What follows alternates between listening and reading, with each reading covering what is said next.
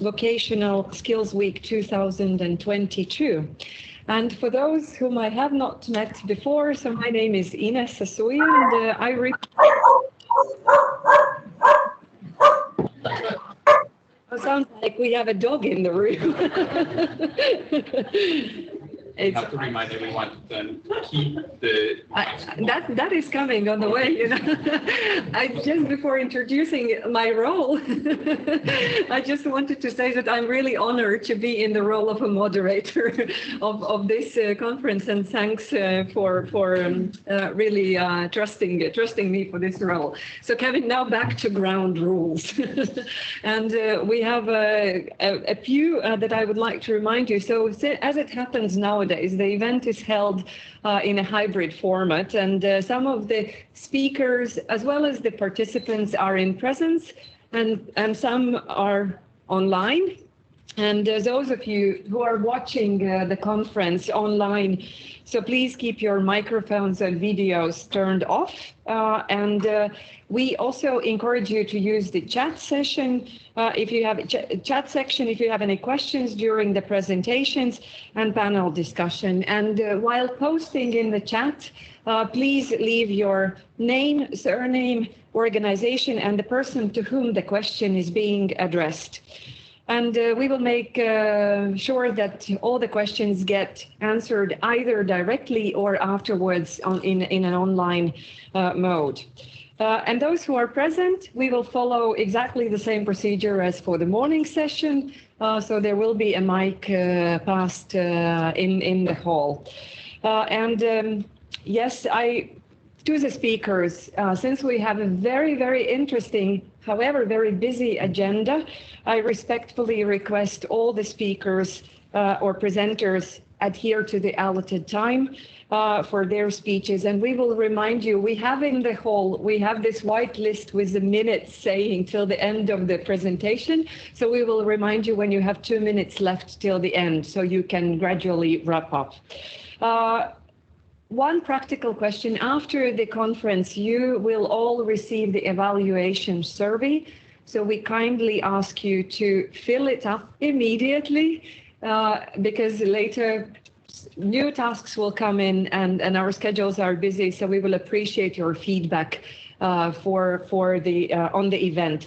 And one more thing, so 2 times during today's conference session, we will have a Mentimeter poll opened where we will be gathering feedback, your opinions and your thoughts on particular questions. So that will come during the day. So please have your tools ready for that. And now a few words about the program. We will begin the conference with several speeches that will establish the policy context for sector skills development. Following that, there will be a session devoted to initiatives and activities addressing EOGI skills building. And the first day of the conference will conclude on the session revealing EO4GEO's project approach to addressing the EOGI skills gap. So on behalf of myself, I wish us all a content-rich and also inspiration-filled afternoon. And now I have a pleasure and honor to invite Miss Julie Fionda, the Deputy Head of Unit Skills and Qualifications at the European Commission's DG Employment, to give the opening statement. And just a few words about Julie. So prior to joining the European Commission, she worked in the UK Administration on Regional Development and Social Inclusion Initiatives. So please, Ms. Fionda, the screen is yours for an opening statement. Thank you very much. Thanks for inviting the Commission to participate today and to talk to you about how we see the skills dimension and how your blueprint links to the strategic priority of creating a culture of lifelong learning in Europe's workplaces. First, a word on the context. The EU Fit for 55 package sets out a policy mix that combines taxes, among others on CO2, legislation and subsidies to achieve climate neutrality by 2050. the outlook overall is very positive. Eco-innovation creates jobs, and particularly where product innovation is concerned. The need for investment in energy efficiency and renewable energy will boost the employment of low and of medium-skilled workers, subject, of course, to the availability of necessary skills and workforce. And according to our projections, climate policies will create around 1 million jobs in the EU by 2030 and around 2 million by 2050. But these industrial shifts will see both winners and losers. Employment and wages will be reduced in brown industries, so industries that extract or use fossil energy, as well as low-skilled service industries. And there will be a rise in construction and renewable green industries, which require primarily medium-level technical skills. Now, in order to manage this transition without leaving potential losers behind, we need to ensure that workers in these declining sectors can get new jobs in promising sectors, and ideally without the periods of unemployment. And also for people to integrate into new sectors as seamlessly as possible, it will be important to have a clear picture of their skills, with a particular view on the skills that are transferable to occupations in other sectors. So what can the EU do? Here, tools such as the validation and recognition of skills learned on the job, individual learning accounts, and micro-credentials can play an important role. And the Commission has put a proposal for individual learning accounts on the table, and we hope to see that adopted by Council in the next weeks. As part of this initiative, we want to place individuals in the driving seat of their up and reskilling, and that means financial support, but it also means measures to strengthen the motivation to participate in training, to make training accessible and to make training valued. And that includes guidance and a registry of quality assured training. Question of quality brings me on to trust. Recent years have seen an enormous upsurge in short targeted training programs. Micro-credentials can offer a good solution for upskilling and reskilling in bite-sized chunks, but often it can be difficult to navigate to find relevant and quality training. So the Commission set out a set of guidelines that can help build trust in provision and stimulate an increase in short targeted programs. And we also recommend the use of micro-credentials to tackle key skills challenges such as green skills. So which skills? The massive up and reskilling needed for the green transition is a major challenge for the education and training sector. Quality on-the-job training is particularly important, and the European Skills Agenda that the Commission set out sets an approach to skills for the green transition. But when we talk about the green transition, you might say, which skills do we need? So in January this year, we published a European taxonomy of skills for the green transition, identifying 381 skills, 185 knowledge concepts, and 5 transversal skill sets. And these are considered as the most relevant on the green labour market. The classification can provide an important reference point when it comes to designing and planning programs for up and reskilling people. And we're also supporting the development of core green skills for the labour market, making available funding through a call for proposals under the Erasmus programme. Maybe what about, what does this mean for Earth observation and space technology in particular? Earth observation is a rather large market. It's perhaps a larger market than most people would think. So it's a driver also of research discoveries in other sectors, and a provider of highly skilled jobs and a developer of innovative services and applications. Copernicus has been a game changer in providing open access to Earth observation data. It contributes to the creation and the growth of businesses within the space and the non-space economic sectors. Copernicus helps to monitor the energy efficiency of cities, identify ideal locations for wind farms, or support sustainable agriculture, so can be of significant support to the green transition. But in order to do that, and to unlock and use this treasure chest of data, and to know what other questions we should be asking, we need the people with the right skills. Skills and increasing opportunities to up and reskill throughout a career are a linchpin of any sector. I want to congratulate you on your sector skills strategy to develop the capacity and skills on Earth observation and geoinfo by fostering the uptake and integration of the Copernicus data and services in end user applications. And as you know best, the strategy identifies 8 goals as a basis for the definition of a long-term action plan. Apart from the sector-specific skills, your project identified that workers need more and more transversal skills, which cut across all jobs. And this is a common finding of the Blueprint projects. These so-called 21st century skills like learnability, cognitive adaptability, working together and critical thinking are key. I would like to thank you and your project for and appraise you for your outward-looking approach as well. You successfully contributed and cooperated with a number of other Blueprint alliances, and yours and the work of the other blueprints have provided a platform for stakeholders to work across the value chain, both big companies and SMEs, in order to develop and implement strategies to address skills gaps.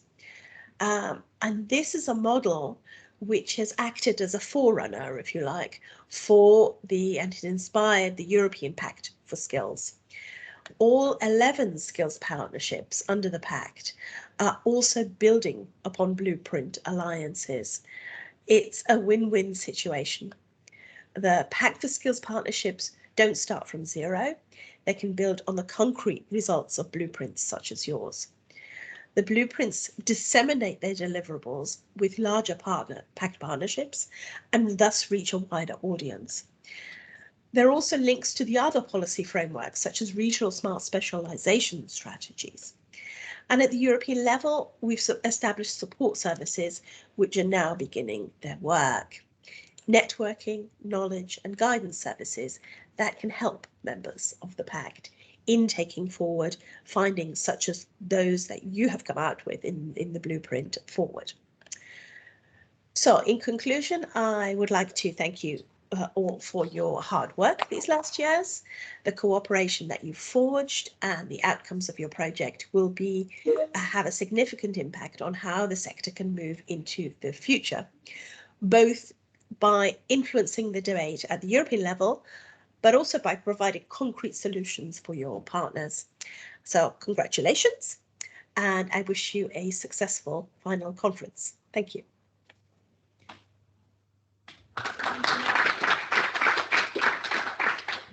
Hear those nice applause coming from the people who are present and virtual applause from the other participants of this conference. Thank you, Ms. Fionda, for all the good words and also for setting this context. Do we have any direct questions from the audience?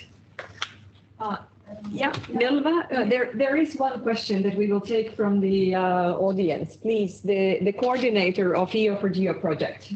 Yes, good afternoon. Many thanks for your opening statements. I'm Eva Carbonaro from Jessica Association. We are the general coordinator, let's say, of the EO4GEO project. And I have a very practical question.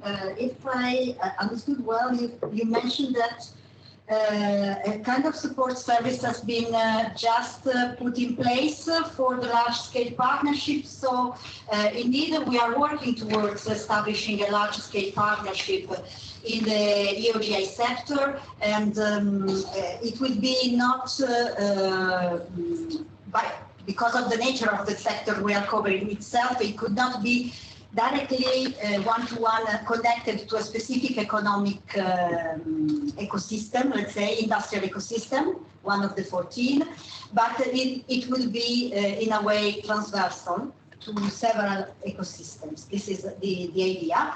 And my very concrete question is how we can interact with you and with this service that has been established to support us in really go on with this large-scale partnership. Thank you. Please. Yeah. Okay, thanks. So thanks very much, and thanks for the question.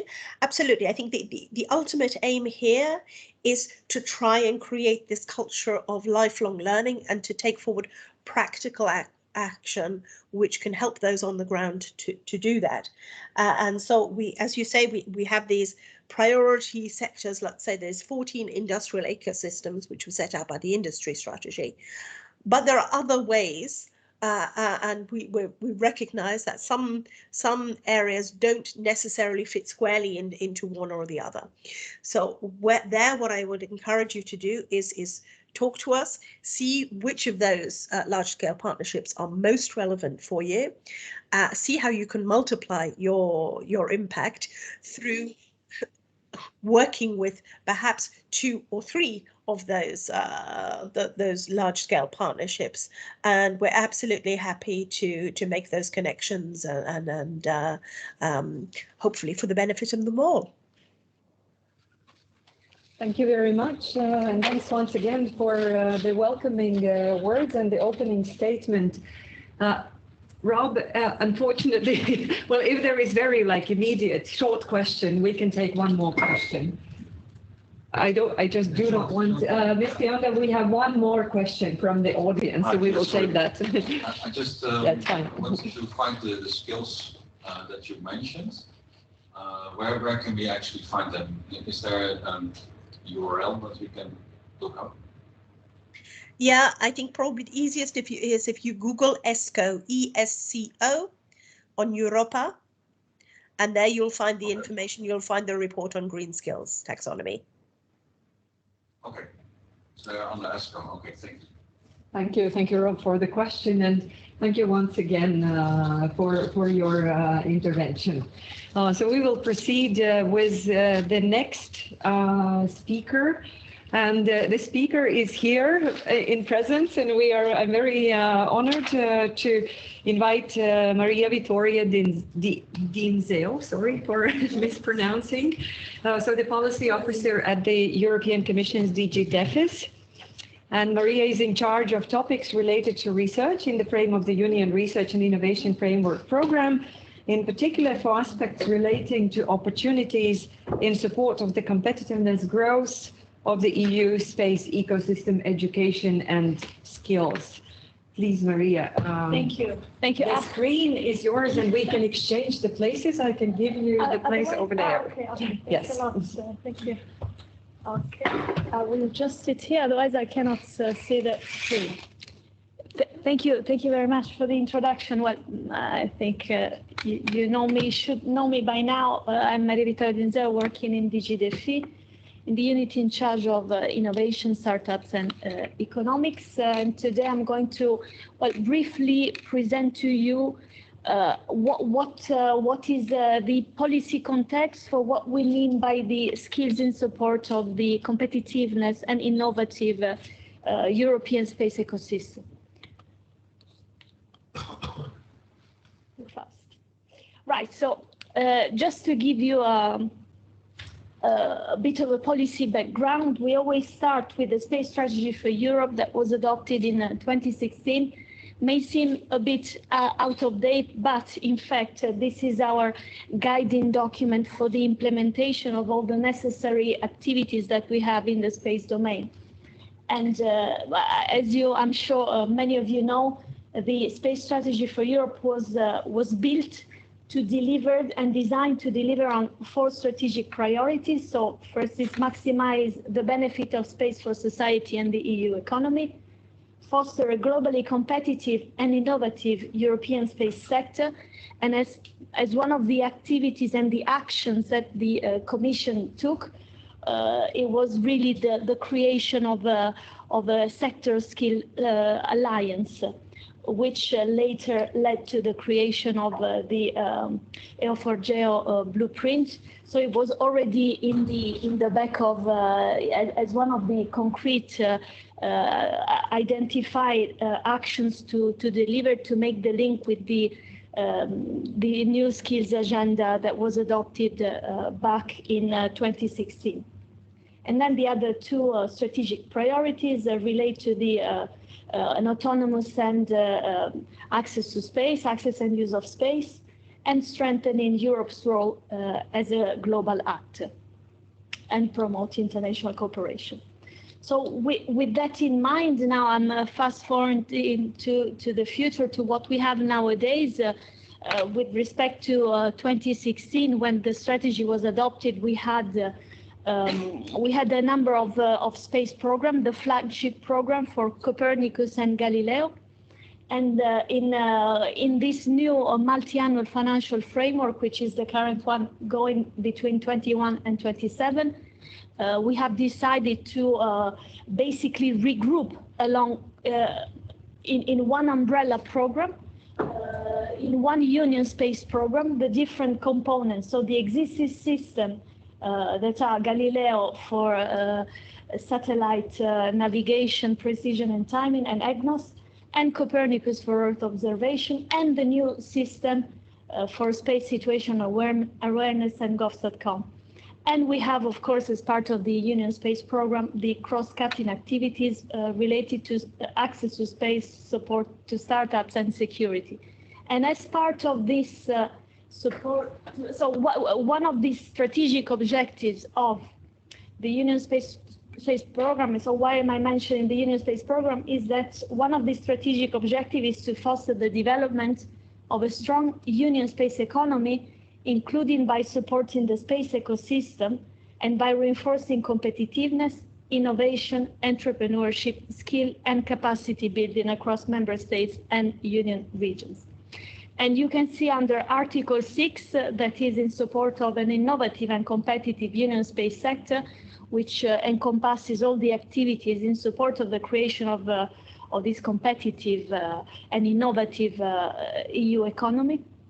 We have activities specifically focusing on education and training activities, in particular for professional entrepreneurs, graduates and students, notably through synergies with other initiatives and other union programs, and as well as the initiative at national and regional level for the development of advanced skills. Now, next to the Union Space Program, we also have another union program that is focusing on research and innovation, the flagship program that is Horizon 2020, and now in this new MFF it's Horizon Europe, the successor. And what we fund, the activities that we focus on under in support, the activities we support as part of the Horizon program are, you can see here a representation. So on the one hand, it's to foster the competitiveness of this of the EU economy for space, as well as the R&I needs of the space program component. And alongside, we have some targeted and strategic actions that, among other activities, also include activities for education and skills.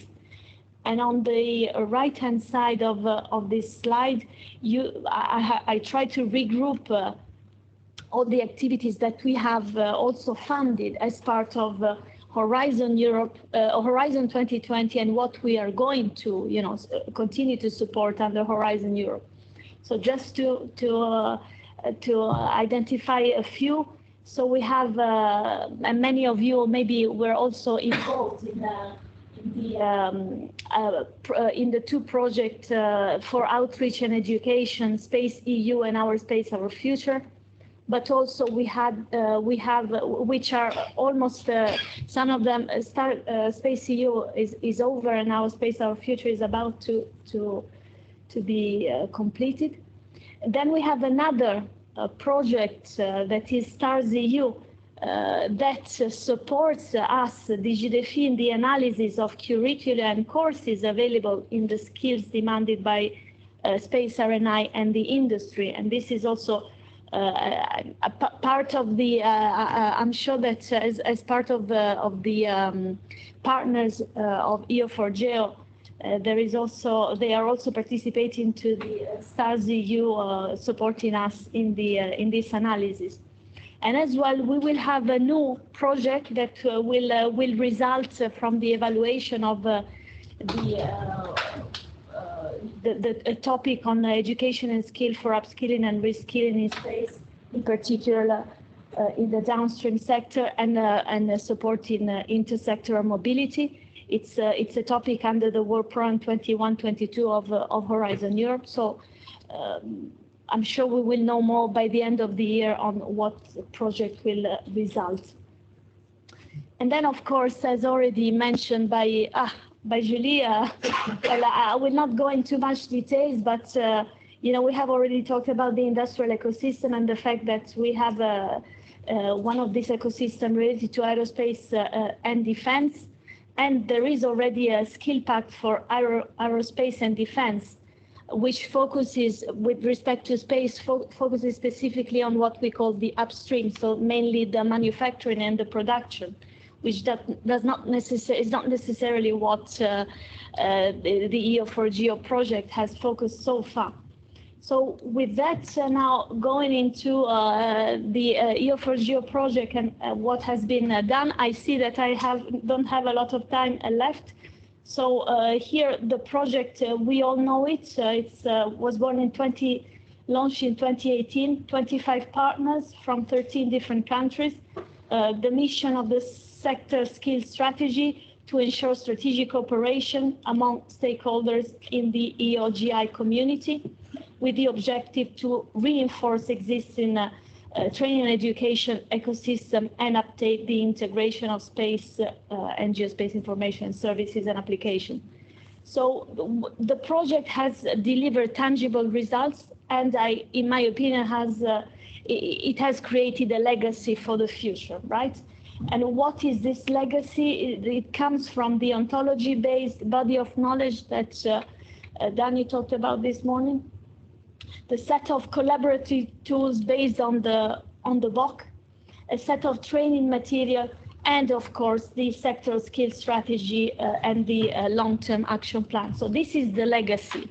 And I think based on this legacy, and here I also reported the sectoral skill strategy that, as we discussed already this morning, encompasses a number of sector and a number of EU priorities. So we tried also all together to really incorporate in the sector skill strategy also some important point that could be also used and exploited on a policy level, and supported on the policy level. So now, based on the legacy, how do we project EO4GEO in the future?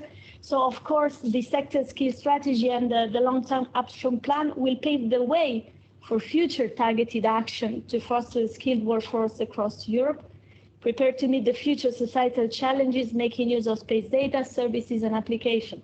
So with this in mind, as I already said, we should endeavor to expand the strategy to the whole of the downstream sector. So not only limiting to Earth observation, geospace information, but also looking at how do we integrate and take and reuse all the data coming from other space program components, and make use of all the available resources and funding from past ongoing activities targeting space skills, in the space and aerospace defense sector.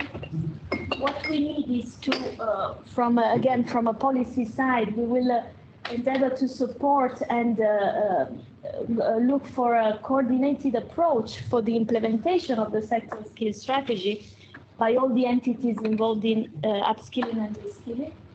And why not? Maybe setting up as also evolved by Milva, a possible new pact for skills focusing on space data services and application, which is complementary to the current pact for skill in the aerospace and defense ecosystem.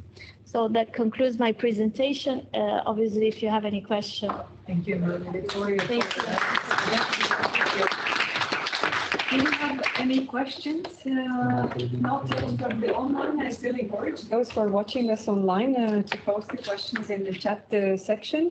But we do have a question in the audience, so we can take 2 questions from the audience. Yeah, can we pass the microphone to Alexander, please?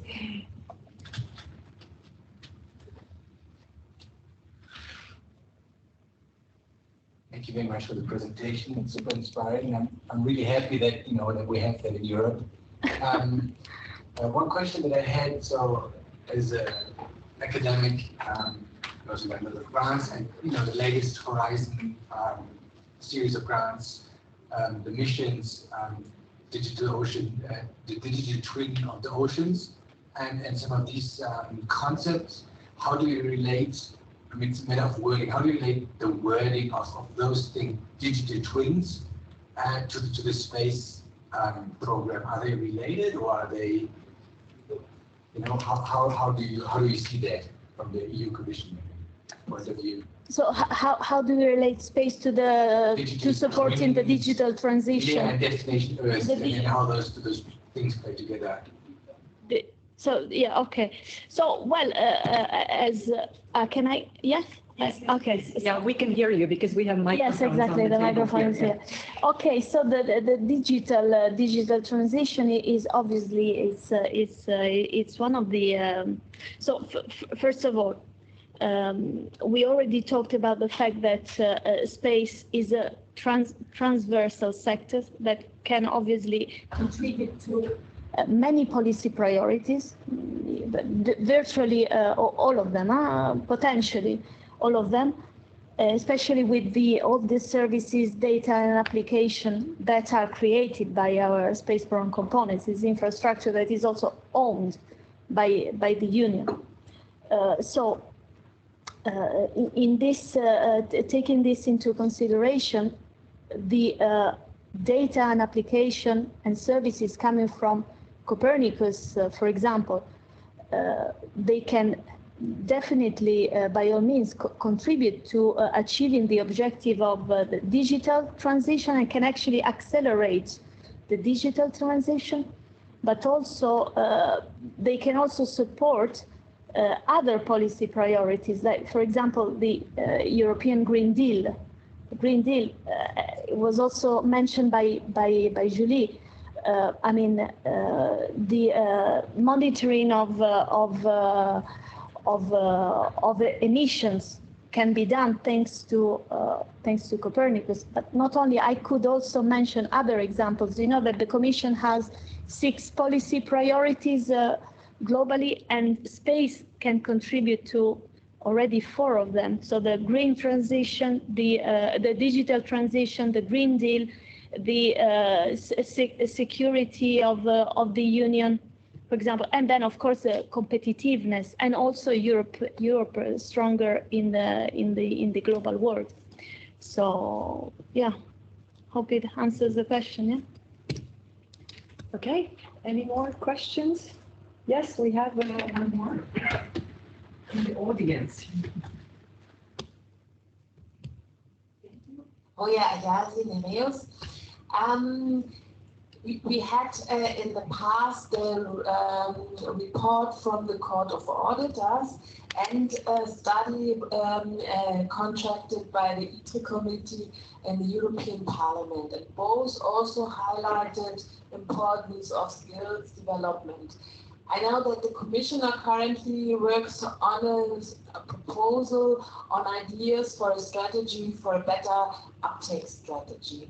How do you ensure that findings such as the one of the EO4GEO partnership gets into this process and is also considered when elaborating the strategy? Thank you, Raya. I'm aware of the reports and the Court of Auditors and the ITRE committee. Unfortunately, I am not following the uptake strategy personally. It's not my unit that is in charge of it, so I cannot tell you how the work is progressing on that front. But now that you have actually said, I will make sure to liaise with my colleagues that are working on it to ensure that, of course, the skills is taken into consideration, and obviously all the work that has been carried out by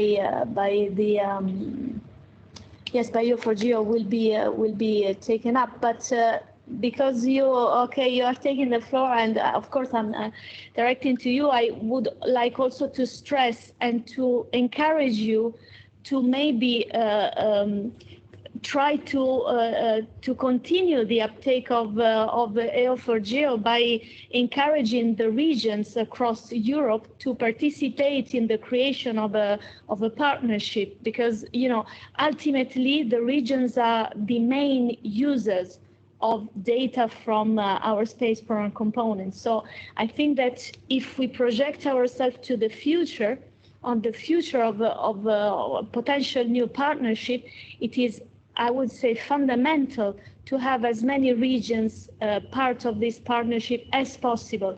And I'm particularly targeting you, Roya, as part of, as leader in EREUS, as Secretary General, because I think that you have a very strong responsibility in this. So, okay. Thanks. Thank you. Let's give a round. Thank you. Thanks a lot. We have heard already for several times today on how the climate policy and green transition are actually major drivers for skills, for needs for new skills, upskilling and reskilling. And in that context, we will proceed with our next speaker, who will be joining us online. And that's Solveig Zophoniasdottir from Climate-KIC. She's a co-lead of Education and Learning Services. Her colleagues call her nicely Sola. So Sola will be giving us the presentation on green skills to support European green transition. Please.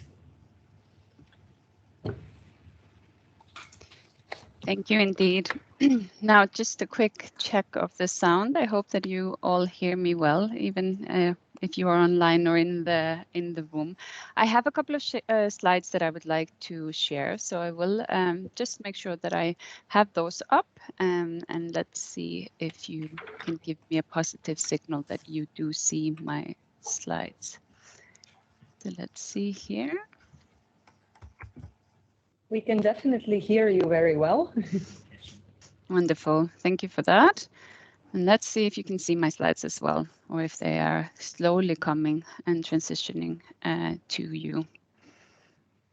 So let me know if you are, and apologies for that. They are definitely coming, but we cannot see them yet. Oh. So I'm giving the room a little bit of a breathing space here. It's better if you share your screen and not upload the slides directly from PowerPoint, because the system can't support PowerPoint directly from Teams. So you have to share your screen and then proceed with the presentation. So did you hear that? We had no, apologies, I didn't hear that. Advice from a technical team is that you actually do not upload the PowerPoint slides, but instead you share your screen where the slides are open, because the system is not supporting the. I get you. Yes. So I actually do have now the slides just shared. But it seems that you are not able to see them still. No, we cannot see them, no. Oh, dear me. Let me just, if you give me 1 second, I will try again. That's a shame. I wanted to show you some impressions of the world. Let's see. So if you bear with me, I will check again. I do think that perhaps if you are spotlighting me, then it might be a bit tricky for me to share the slides. So I'm going to exit the spotlight and just see if I can share from myself again. If you give me 1 minute.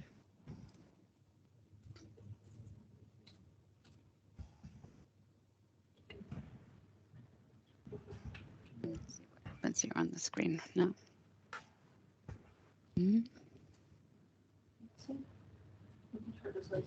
Yeah, so the colleagues from Climate-KIC are actually proposing that they can share your slides because they have your presentation. Yeah, that might actually be the best bet. Apologies yeah, for that. Why don't we? That's fine. This is part of reality nowadays, you know. Sincere apologies for that. So then I will ask my colleagues to talk through with me, and I will just inform you when okay? That's absolutely fine by me. If that works for everyone here, then that's absolutely fine by me. So let's take it that way. So then let's try again. So thank you so much for giving me a few minutes to come in and speak here. I'm very happy to be here virtually. I will spend my minutes just on sharing a couple of perspectives around the green skills to support Europe's green transition from Climate-KIC's perspective. But before that, I'll just give a little bit of an introduction of Climate-KIC and what Climate-KIC is for those in the room that might not be familiar with it. So EIT Climate-KIC is a knowledge and innovation community, a KIC, as many others. I can see that there are some colleagues from other KICs here in the room as well. Can we please ask all the participants who are following the conference online to keep your mics mute and also your videos off? Thank you.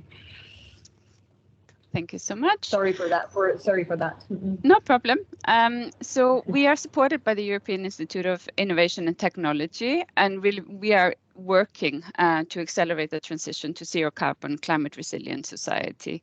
And we are really firmly in the belief that a decarbonized sustainable economy is not only necessary to prevent and limit further catastrophic climate changes, but it also presents a wealth of opportunities both for business and for societal transformation.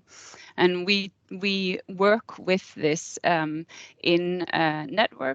convening networks of experts and expertise, bringing together partners in the worlds of business, academia, public non-profit sectors. And we really focus on that knowledge sharing, and that is a key towards where innovative products, services, and systems can be developed.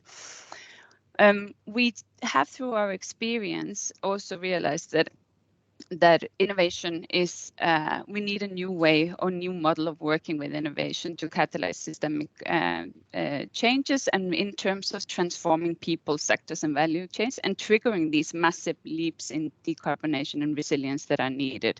And here I think Earth observation activities and tools and insights provide an incredible opportunity for us to work with this, to trigger those massive leaps.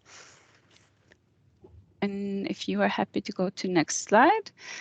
One thing to highlight in terms of the green skills and what I can see in terms of our implementation approach and what I think is necessary and needed to focus in on building and in terms of the green skills, and as Maria and Julie, the previous speakers, also touched upon, we have the possibility and the opportunity in terms of moving towards climate action and building green skills. We have some sort of foundational transversal skills that we need to pay attention to, and one of those is to actually understand and be able to the ability to be able to work with transformative change, understand transformative change, to be able to understand how to build the paradigm shift in mindsets that is so needed for us to be able to play with the tools and the activities and the data, the systems, the opportunities that we have.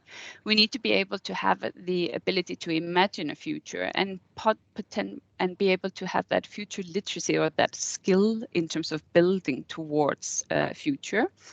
And we need to be able to work with diverse approaches and mobilize systems elements in order for us to be able to shift and transition. One of the things that I would also like to point towards is the bridging between differences. And I do think that that's something that we have seen through our education and learning activities, that bridging differences and learning from one another and learning across sectors and across expertise is crucial. Learning and innovation are really two sides of the same coin. And in order for us to be able to really dig deeply into that, there is a need for systems thinking capability development.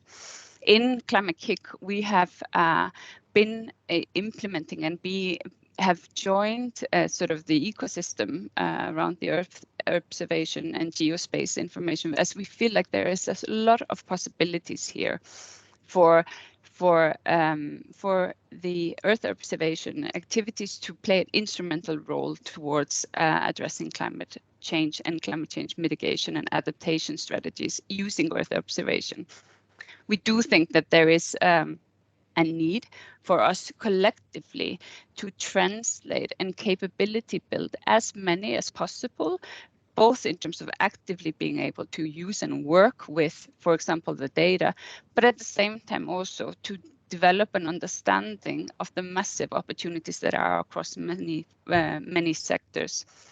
In terms of just quickly around our participation, we've hosted summer schools. We have been a member of the Copernicus Academy, and we've been participating in multiple different types of projects, such as this great EO4GEO activity and community. And just quickly as I close, one of the things that we would like to really, or future hopes that we have that we together could be working on, is to understand how systemic innovation can really be used to address societal challenges such as climate change, and to really note that if we together build collaboration and challenge-based learning experience around Earth observation data and tools, we can maximize and leverage the systems innovation drive towards climate action. These are really important tools and technologies, and I do think that we need skilled workforces to make full use of them. We also do need an understanding of the importance of them across multiple different types of sectors. We do need to have an understanding that it doesn't become too siloed, so we are working with specifically those that are relevant but that we are able to work and gather diverse talents across organizations and stakeholders from other domains, then are also able to actively understand why this matters, why Earth observation data is so useful and can be so incredibly impactful to drive climate action. So that appreciation and then fully utilizing and daring to dream about how could we and how might we invite broad other domains into lifting, maximizing the use of these resources is just something that we really burn for. In terms of that, we do think that we need to understand and be able to envision and be curious about what is our probable and preferable futures in terms of how we utilize those incredibly good resources that we have at hand. And I don't know if I have a little time check here, but I know that I had some technical difficulties, so you might be shaving off some minutes for that, but I would like to... It's fine. You can still have some, let's say 1-2 minutes. Thank you. Then I would just like to conclude with that invitation from Climate-KIC side for us to dream and be curious around how can we and how might we offer more unusual actors and users to come in and play with and utilize the opportunities that are at hand in the Earth observation space. And that's the invite that I sent to us here at Climate-KIC and everyone else that is in the room. Thank you so much. Thank you. Thank you, Sol. Thank you so much. And apologize for the technical challenges we've had, but it was very interesting to hear your presentation. So do we have any questions? Either from the, yes, we do have one question coming from Danny. Danny, please, microphone. Yeah.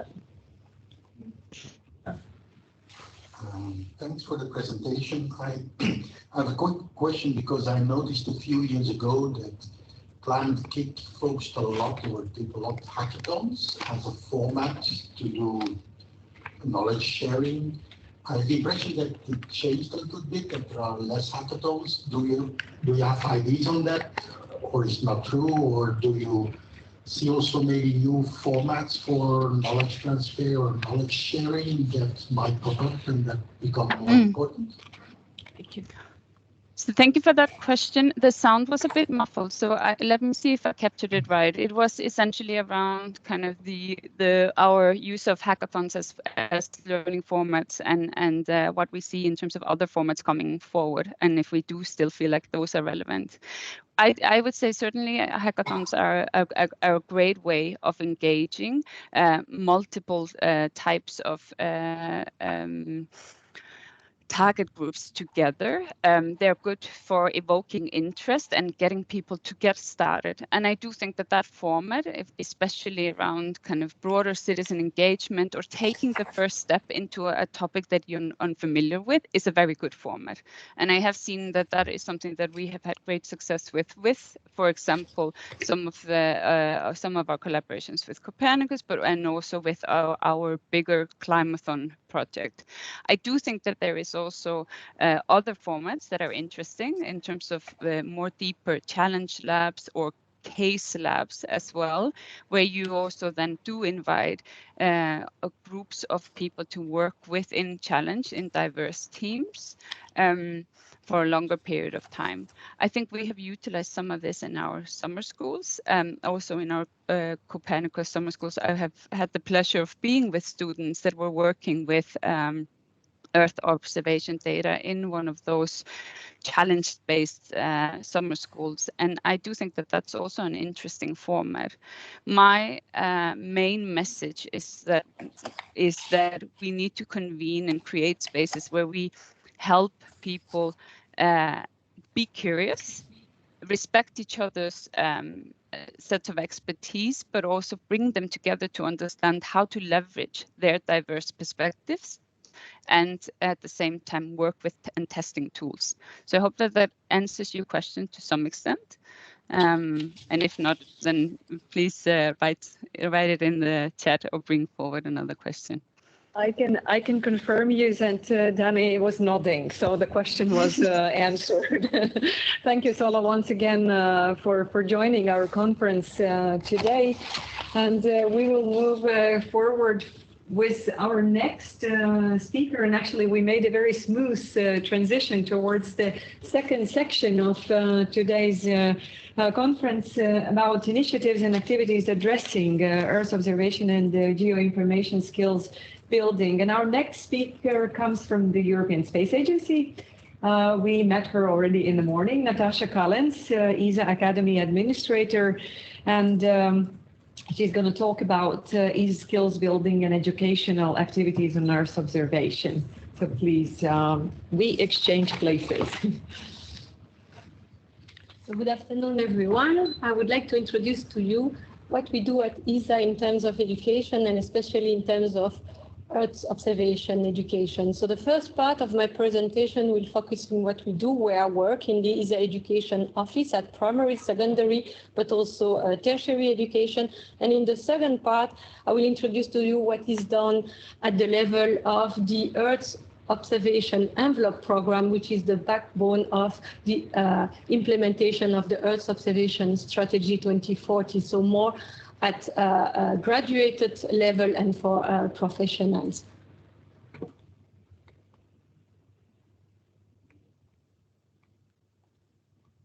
How can I change slides? Point to the computer. You have to point to Kevin. Okay. And maybe you, yeah, it's upside down maybe. Huh. I don't know. I'm not sure. Oh, no, it's okay. Okay, can I tell you next slide? Would that work? Yes. Okay, continuous investment in education is essential, especially in STEM disciplines, so science, technology, innovation, and mathematics, so that we can prepare the workforce that our society needs to address global challenges and keep innovating and creative. Next slide, please. So the ESA education program is designed to inspire and engage young people in activities that will enhance their literacy skills and competences, but also will motivate them and enable them to pursue first studies and later career in STEM, but also to equip the future workforce with 21st century skills. So we always speak about hard skills, but we don't have to forget here also soft skills, but also we need to enhance the employability and stimulate creativity, innovation, and entrepreneurship. Next slide, please. So for that, our program is designed in two different pillars. So the first one is the STEM program, where we target primary and secondary education. What we do there is we use space as a context to teach STEM. Okay, we bring space into the classroom. And what we do is we target mainly teachers. So we offer them, for example, didactic material that they can download on our website and they can use to bring space into the classrooms. We also, as you can see on the picture, offer short duration workshop where they can really have an hands-on experience and see how to use space as a context in the classroom. We also target school pupils through different hands-on projects and competitions. And all our program, as discussed earlier during the day, is developed and coordinated with our ESA centers in our different member states. So the second pillar is the ESA Academy program, where we target tertiary education. Our audience are directly the university students, and their space is not a context anymore. Space is really the subject. And we offer two types of opportunities. The first one, students can in team participate into what we call hands-on projects. So they go through the whole life cycle of a space project, from idea to building, from idea to designing first, then building, then testing, then operating, getting data, and this is not the end. Then they have to analyze the data, get results, and if they are successful, publish and go to conferences. The other opportunities for these university students is to participate to short duration training sessions, where we try not to compete with universities, but to complement what they learn at university and be better prepared for a space-related career. So as you have understood, the ESA Academy program has as an objective to try and support to bridge this gap in skills between the future talents and the need in the market. Next slide, please. So one activity that I want to share with you is called Climate Detective, and it's an ESA school project for kids from 8 to 15 years old. So these kids have the challenge to find an environmental, a climate problem in their region. And then their tasks, using Earth observation data, but also by doing local measurement, to come up with a proposal to monitor or to reduce this problem. During the whole project, they are supported by experts in Earth observation, but also in climate. And at the end, the projects are published in the Climate Detective website. And as you can see in these pictures, the best teams are invited to the Living Planet Symposium, taking place next week. And there they can present to an international professional audience their results. Next slide, please.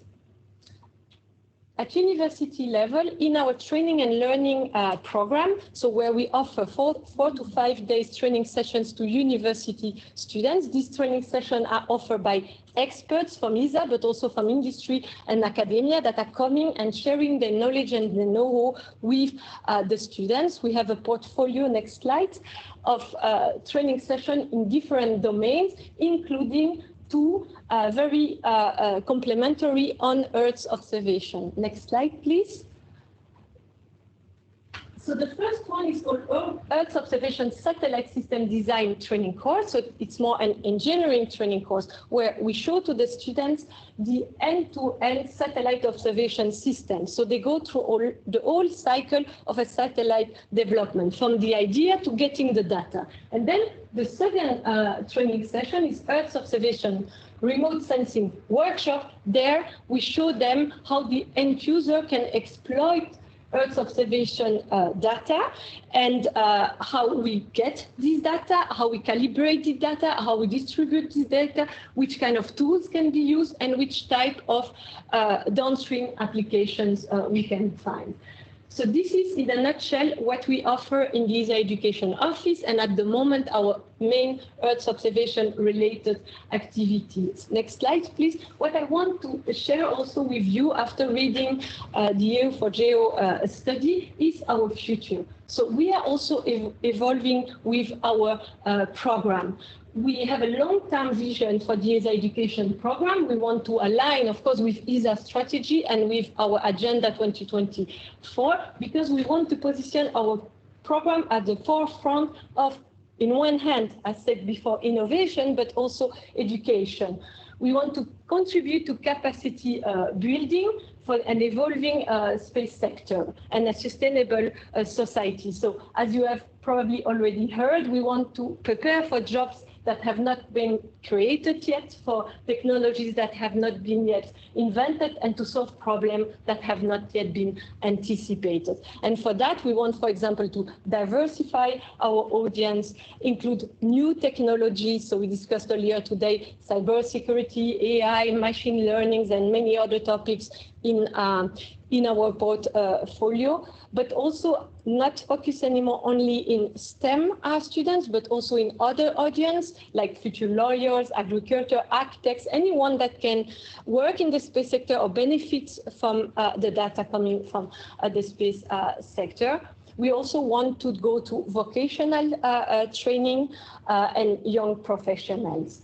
Next slide, please. So this is what we do for education, but we also have, through the EO Science for Societies, training opportunities for PhD, postdoc, young professional, researcher, etc. There to complement the skills and to re-skills. So these training sessions exist, next slide, please, since more than 30 years. They are done alone by ESA or in collaboration with other entities. So we have courses online or on-site. The content of this course comes from the user to what they need, and also from the feedback of previous edition. And we have, for example, the advanced training on different topics. But we also have ad hoc trainings that are developed and delivered with other space agencies or ministries of education, as you can see here on the right. We have mocks. So initially these mocks were developed to show the usefulness of Earth observation and people to start using Earth observation data. But later now we have more advanced ones. And also we have different webinars. We can think about the Rust Copernicus series of webinars, for example, on Sentinel applications. So you can find more information on the website. I have to conclude here. So I hope in a nutshell, I could show you what we offer at ESA in terms of education and especially on Earth observation. Thank you for your attention.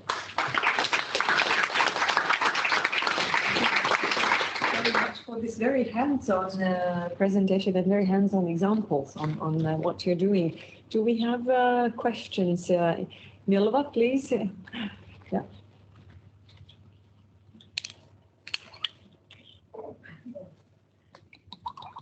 yes, maybe a tricky question, and I apologize already if it was written in small in your slide and I didn't see it. But always in view of what we were, it's also foreseen in the strategy of EO4GEO that this famous one-stop shop portal for training and education. And looking at your very inspiring presentation, of course, there are many activities which can be reused or complemented with EO4GEO or further developed together. So my question, I was wondering, in a kind of a future where everything is put together, in the same way as ESA and the European Commission are supporting and are implementing the EU Space Program through USPA. And knowing that USPA is going to implement a kind of portal for their users, for their startups to be trained on the opportunities given by, let's say, data, services, and so on.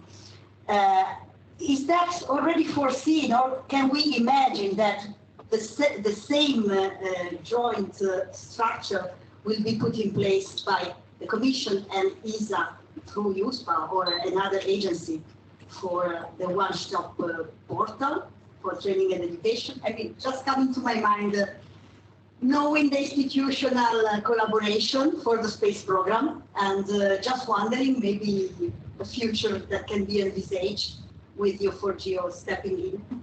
To be honest, I don't have the answer. What I know is that ESA, of course, want to reinforce the collaboration with the European Commission, that what we want is not to repeat activities, but to join force and complement activities. So I see it possible, but to let you know if it will work, if it's already under discussions, I don't know, I'm sorry.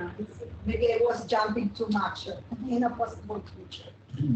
But thank you so much, Natacha. And I think that we have all these three players present today, which is already a good start. And I totally understand, Milva, what you're talking about is that is becoming a challenge nowadays, not to repeat something that has been invented, has been running for many years, but actually to join the forces to make it to the next level or stronger.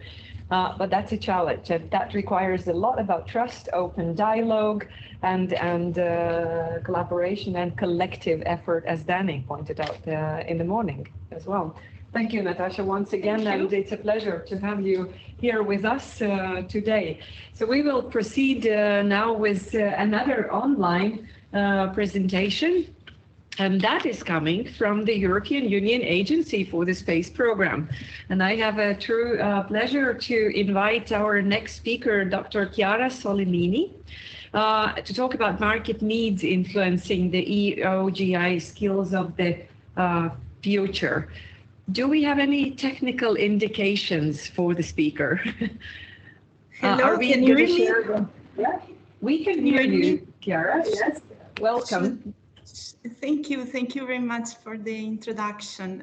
I will try to share my screen. Yeah.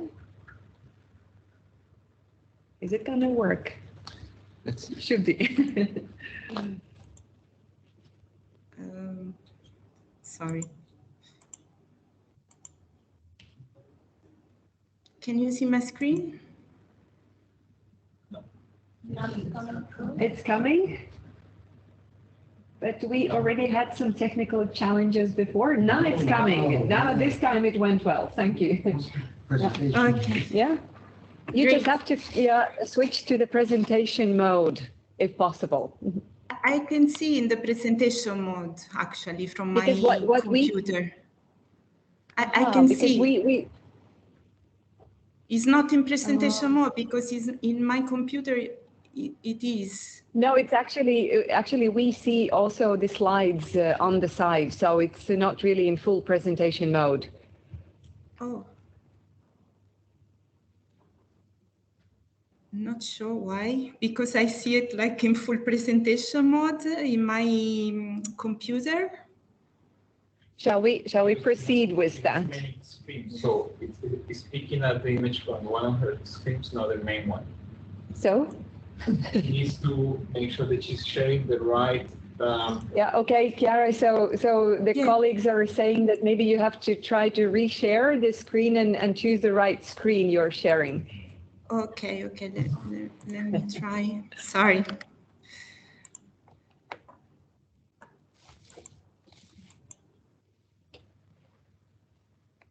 Okay, let me see if I can.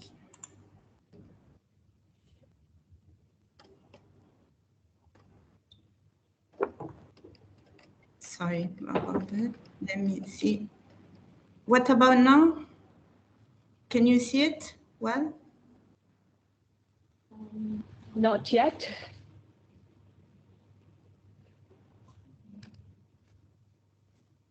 Nothing is coming. Not coming, no. But Kevin, do you have the presentation? Yes, so, sure.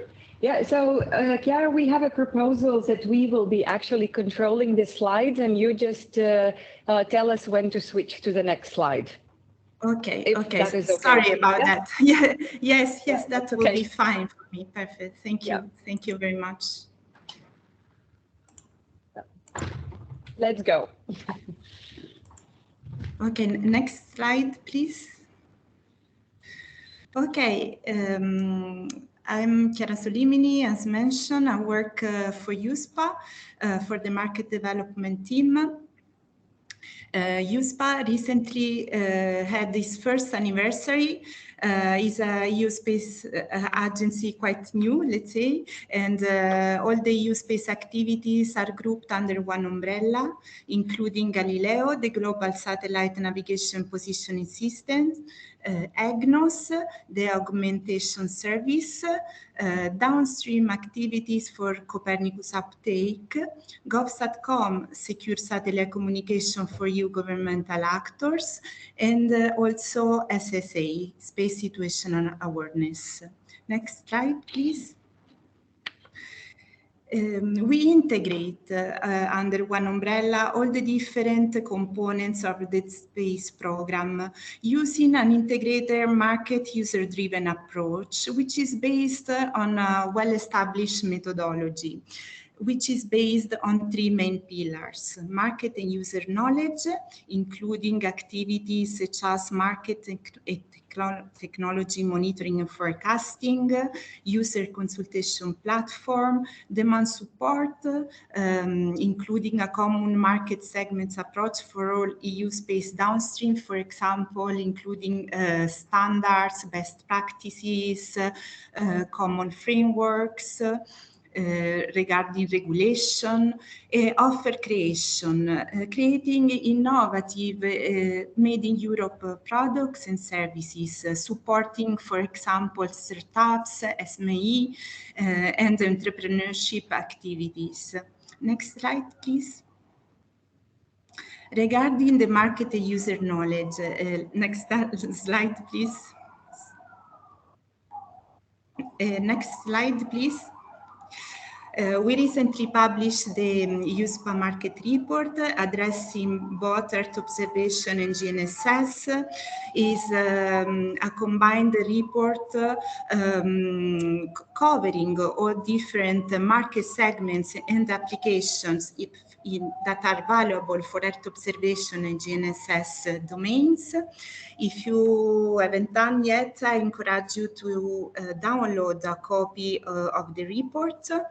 There is a lot of information in the report, including value chain for each market segment, revenues projected also for the next 10 years, and market intelligence insights. Next slides, please. The report includes 17 market segments, including, for example, agriculture, environmental monitoring, rail, infrastructure, forestry, and others. For each market segment, there are several applications, including Earth observation application, GNSS application, and synergetic application using both GNSS and Copernicus.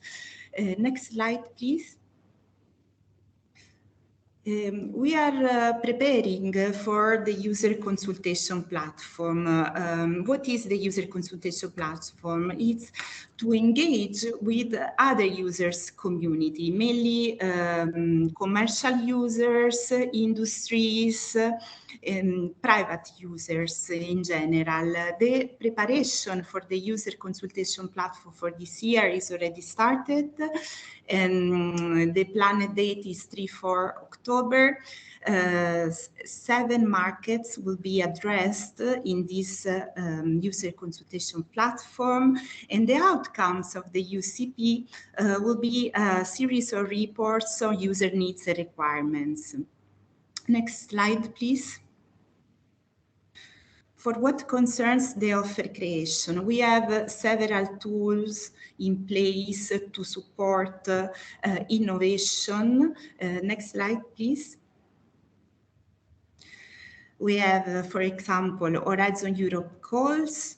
We just finished, well, let's say, closed in February the first USPA Horizon Europe call. There was a topic related to Green Deal, going back to what's said before.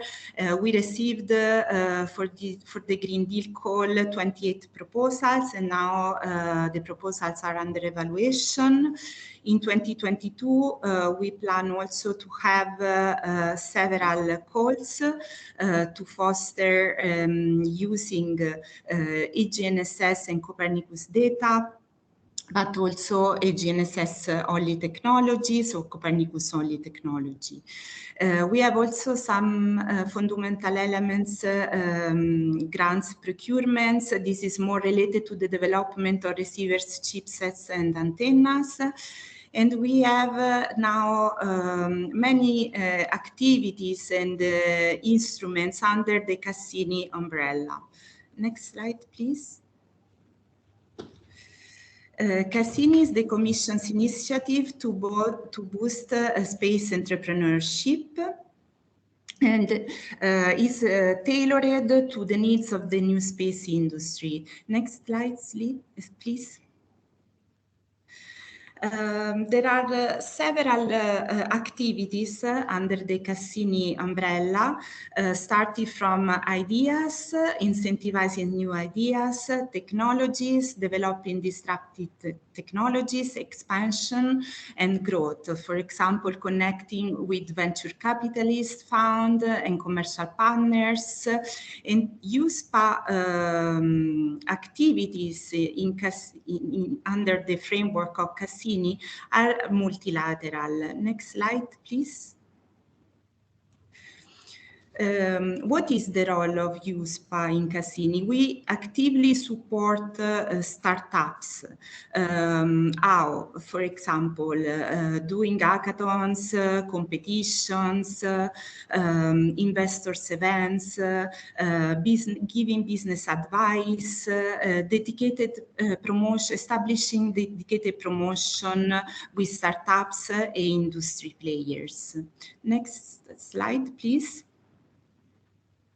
Here, I would like to give you some highlights on the Cassini activities.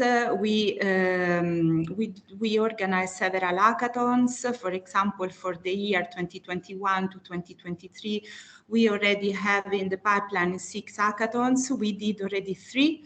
The last one, Revisit Europe, was finished the 14th of May. Next slide, please. Regarding the Cassini prizes, we organize My U-Space competition. It's a prize contest. We usually have 2 tracks to incentivize new ideas and support existing solutions to scale up. We have track 1 from idea to prototype, and track 2 from prototype to product. Next slide, please. We have some other activities called Cassini matchmaking. Cassini matchmaking is basically to support the startups to scale up, to gather investment, and we have 2 tracks under the Cassini matchmaking activities. Investor matchmaking to establish a link between startups, venture capital funds, industrial partnering, links between startups and large corporations. We have a website active, so the industry basically can sign up, and we organize B2B meetings. Next slide, please. USPA, as you can see, is working very closely to investors, since the investors can play a key role supporting and helping startups to reach success. We work together with business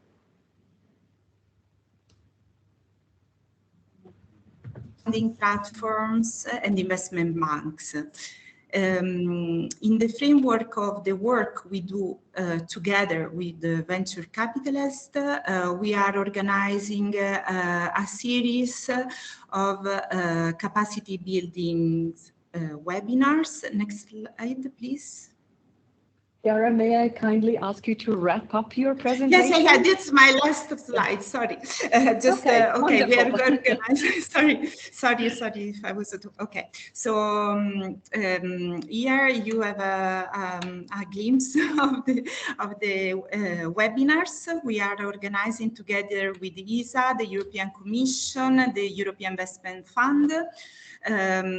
These webinars are really tailored for venture capitalists to raise awareness of the importance to invest in space technology. And that's my last one. Thank you. Thank you very much, Chiara. Do we have any immediate questions to the speaker, either from the audience online or in presence? Well, if not, well, I have one question, Chiara, to you. As we heard, like we have in all the previous presentations, we've seen massive opportunities and massive number of instruments and support tools for facilitating the uptake of the Earth observation data, GI data, and also for the skills development. So knowing the size and diversity of within the EO4GEO alliance, and also the results which has been produced by the EO4GEO network. So how would you envision, or how would you see the role of EO4GEO in the activities of EU ESPA? Yes, thank you very much for the question. I see for sure that we can collaborate on the training part, because at the moment we don't have really specific training. For example, we do capacity buildings, and okay, for example, we are already in discussion with ESA on this aspect. For example, we will be part of the Copernicus training that will be held in September in Prague. But still, we would, I think I see a very good point of collaboration on this part. Thank you. Thank you very much. And we're looking forward to that. And thanks for joining us today. And we will proceed then with another presentation that is coming in an online version. From Dr. Rene Colditz, the Policy Officer at DG Climate Action.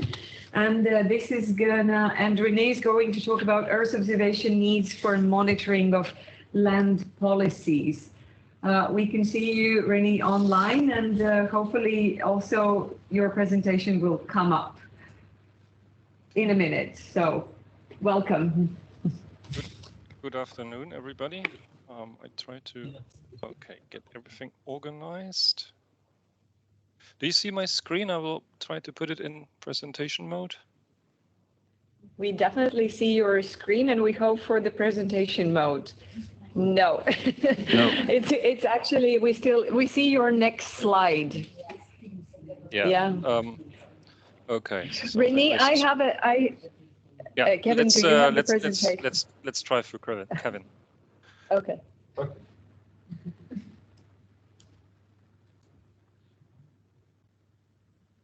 So Rene, then we will try to yes. show the slides from here, and you just point us when they have to be clicked. Okay. Yep. Yeah. So you can immediately, once it's on, go to slide number 2. So good afternoon, everybody. Again, I will speak about Earth observation needs for monitoring of land policies. I should even be a bit more precise, land climate policies. And I will start a little bit with a legal framework and then come to the Earth observation. And the legal framework here are 3 legislative acts. The slide before, please. And one is the LULUCF regulations, the regulation on land use change and forestry. My file, where I will work personally on, where we specifically note the role of Lucas, of Copernicus, of Galileo, and other data collections.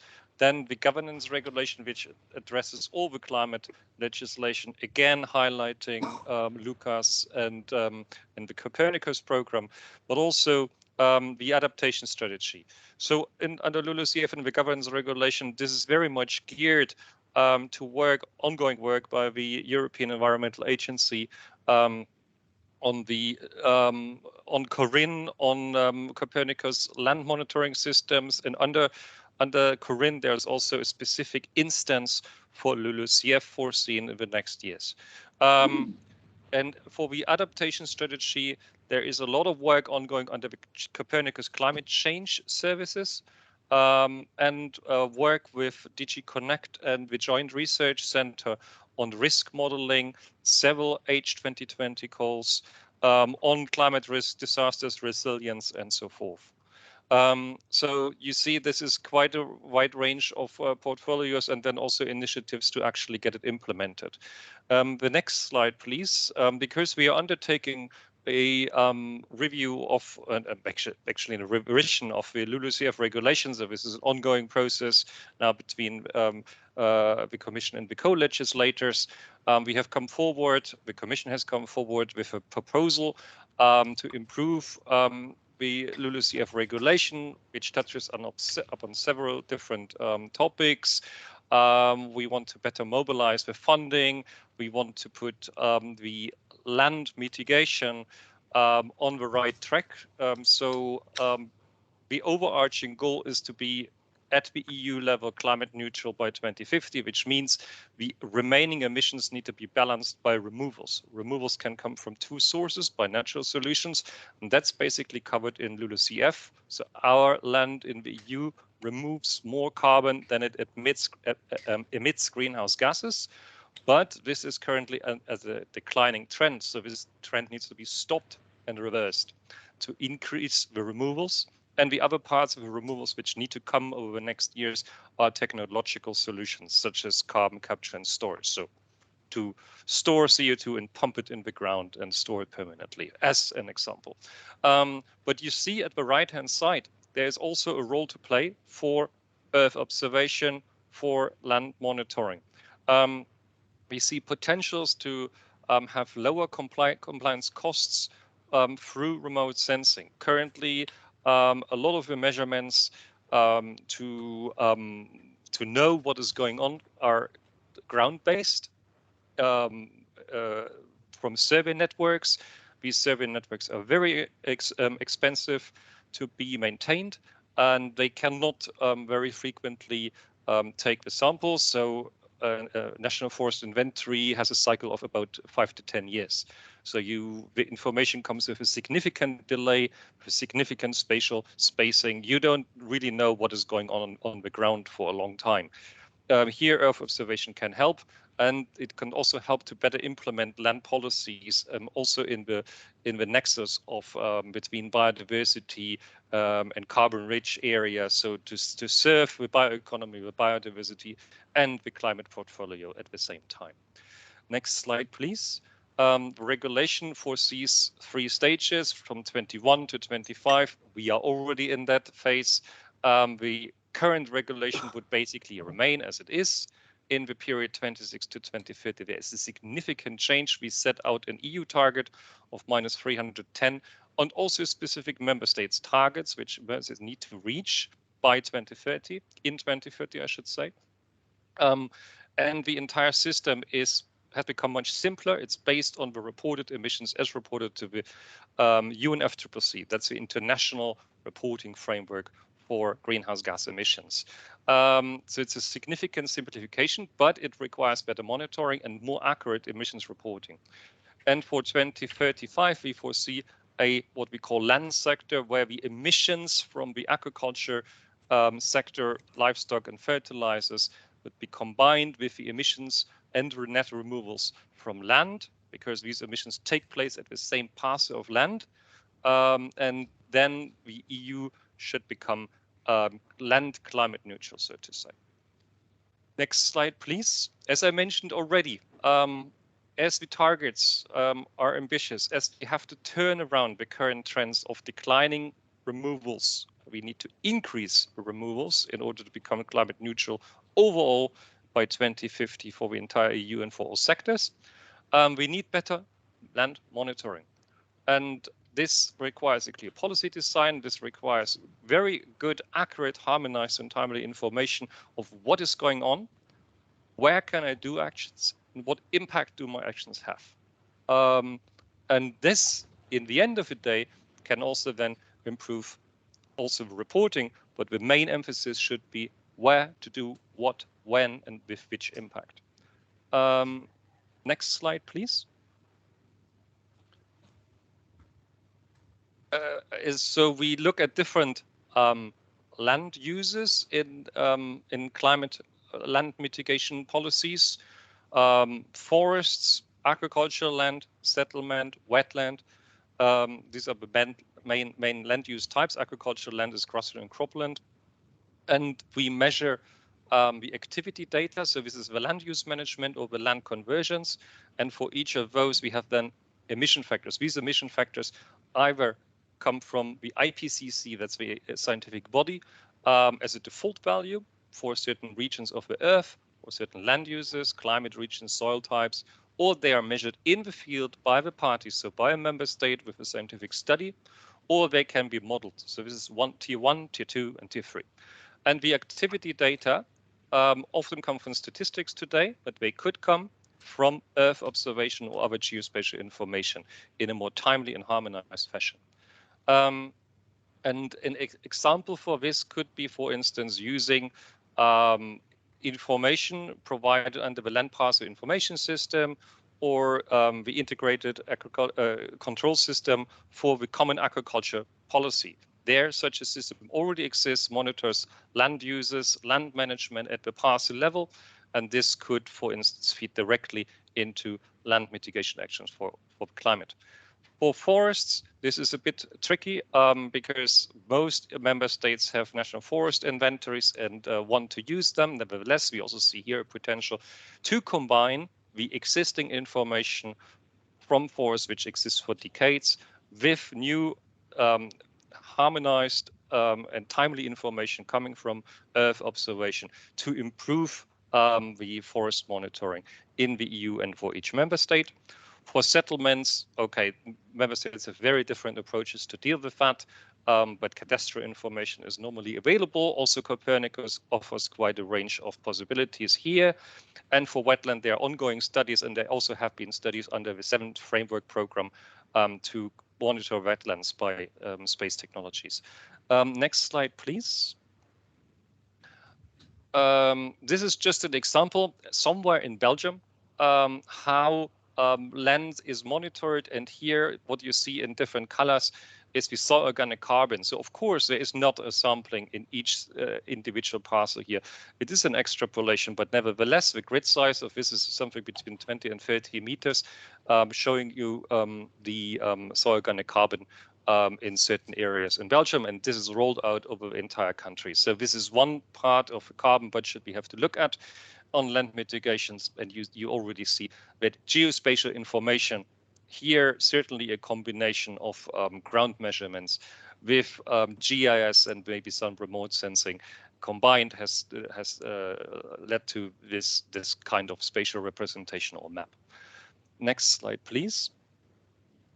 So what do we need to do in the legal framework to be fit for 55, to take advantage of the digital tools to use or reuse the geographical data and remote sensing information to reduce and standardize the costs?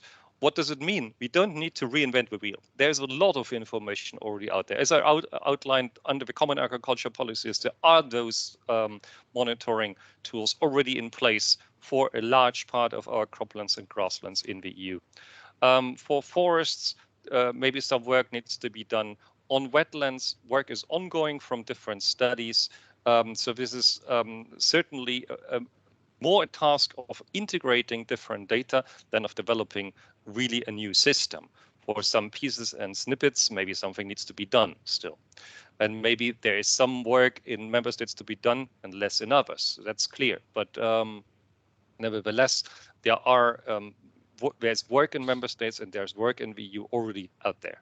And this should then lead to a synergetic monitoring system to look at high biodiverse and carbon-rich areas, to protected areas and adaptation zones. The legal framework which exists today already foresees that geographically explicit information is obligatory, has to be used, and for 2026 there is a proposal that includes then all land categories, the upgraded emissions factors, and the better reporting. And we can better see this in the next slide, please, where we outline here that different information systems can feed together. This is what I explained before, what you see on in the blue circle, and with the different dots, different information from studies, map layers, remote sensing, inventory-based systems can come together. But the regulation, the proposal for regulation foresees that certain areas needs to be monitored at a very high tier level. This is emission modeling.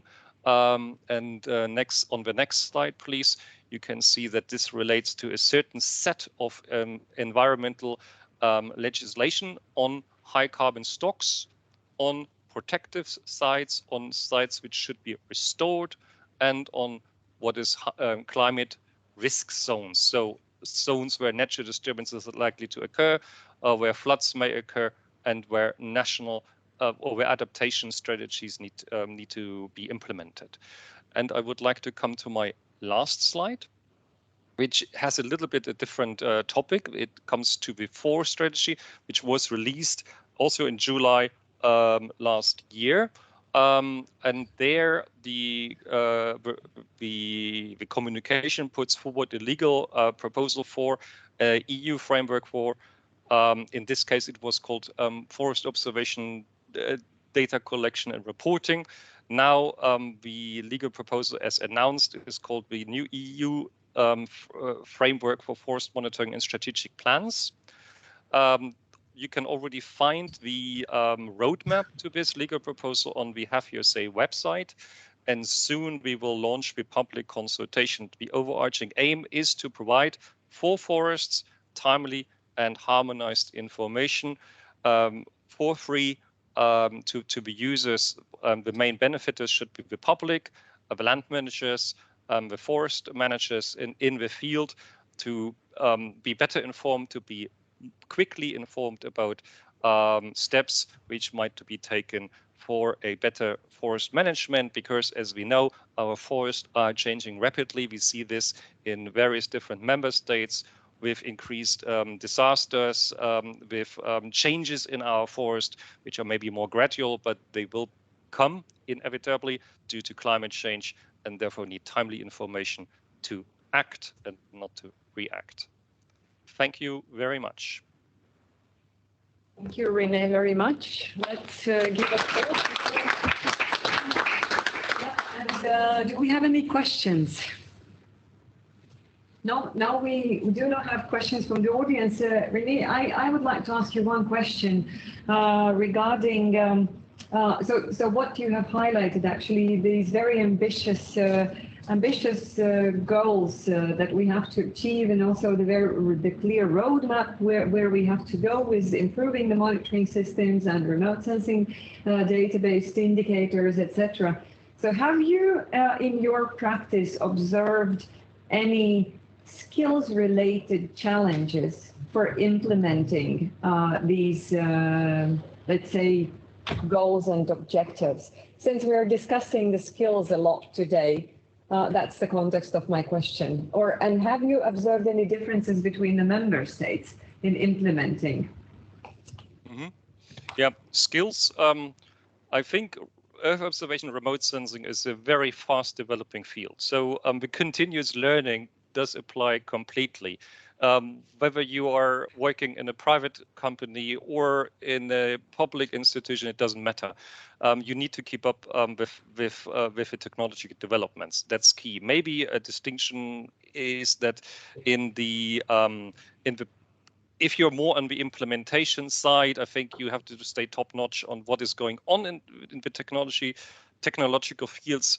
And I think a key element is also to integrate data from remote sensing with information which is already taken maybe on ground samples, and be it only for calibration and validation. But I think this is a great asset, and this is where more work is needed. In the public sector, maybe one needs to have a bit of a wider view,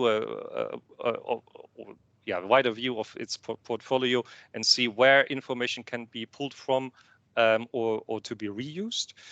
To the other angle on your question, difference between member states. Yes, there are differences, but maybe the answer will a bit surprise you. I think the potential for remote sensing is probably higher in member states which do not have yet established systems. For, let's say, land monitoring in the widest sense, be it for biodiversity reasons, be it for the carbon, be it for climate adaptation, it doesn't really matter. If there is not yet a system in place, then the role of remote sensing, the role remote sensing can play is probably bigger than in member states or regions where there are already established systems, be it through cadastral information or ground sampling or whatever. And I mean, from my personal experience, I can tell you, I have worked abroad in the tropics, in a tropical country for 10 years. And there, the role of remote sensing played what was key when we wanted to know, okay, what is going on in our land, what is going on with our forest, and even up to the point of emission monitoring. So the RED initiative, the UN RED program on reducing emissions from deforestation and forest degradation, uses heavily in those tropical countries remote sensing information to see what is going on with the forests, and much less inventory information taken from the field. Thank you, Rene. Once again, since we are running really out of time, so I kindly thank you for joining us today. And we will proceed with our final presentation before the coffee break. We're going to have shorter coffee break since we're a bit behind the schedule, but it's not a disaster, I hope. and we will have a recorded presentation from Robert Eckert from Friedrich Schiller University, Jena, where he is going to talk about Earth observation and geoinformation skills in international context.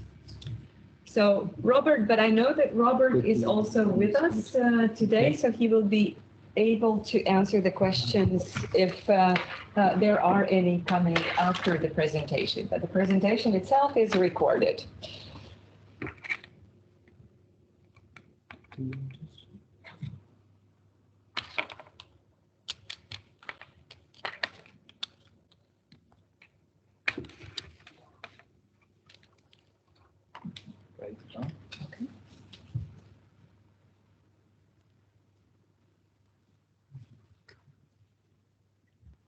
enlarge the screen at the maximum clearly so that you can sound.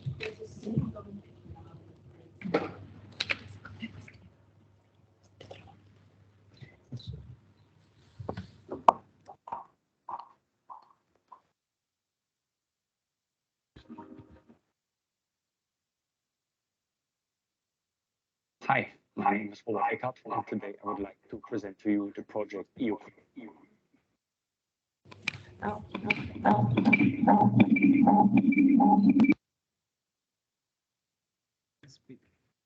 We'll try one.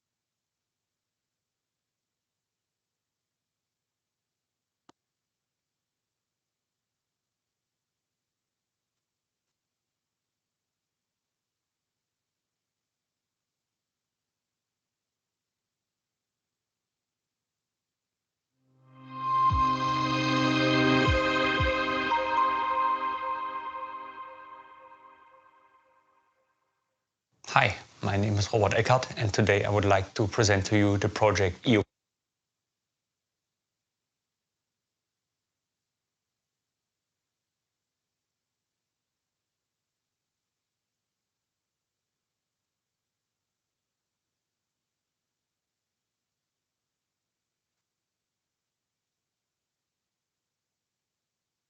All the tools.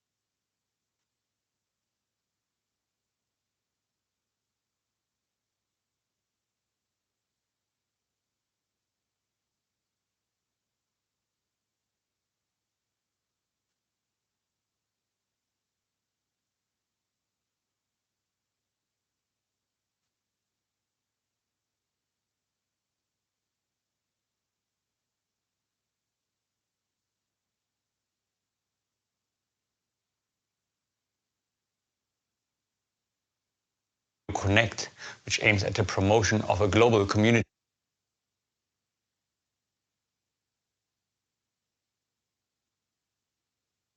community of Earth observation education. To give you the opportunity to understand how this network is built and what our role in this network is, I would like to give you a brief history of how our education efforts evolved in the past. So we have one initiative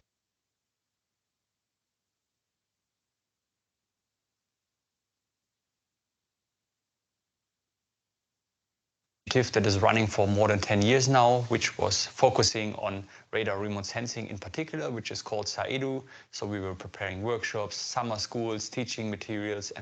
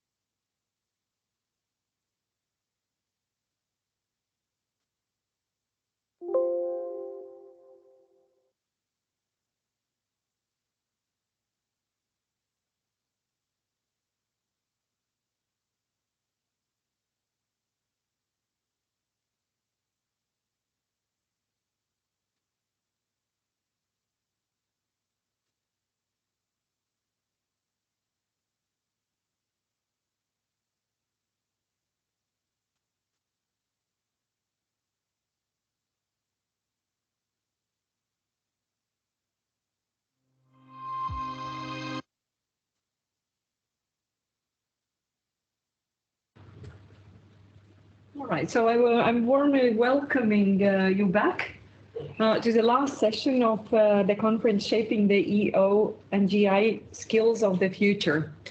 And as we encountered some technical challenges before the coffee break, so we have one presentation waiting in line, and that will be an online recording, however, with the presenter being online and ready to answer the questions. So that means I'm encouraging everyone, both who are still with us in an online mode, as well as for all of you who are present here in the conference room, to raise questions to Robert. But now we are going to watch the presentation on Earth observation and geographic information skills in international context, given by Robert Eckert, project coordinator of the EO College and EO Connect from Friedrich Schiller University, Jena. The screen is ready.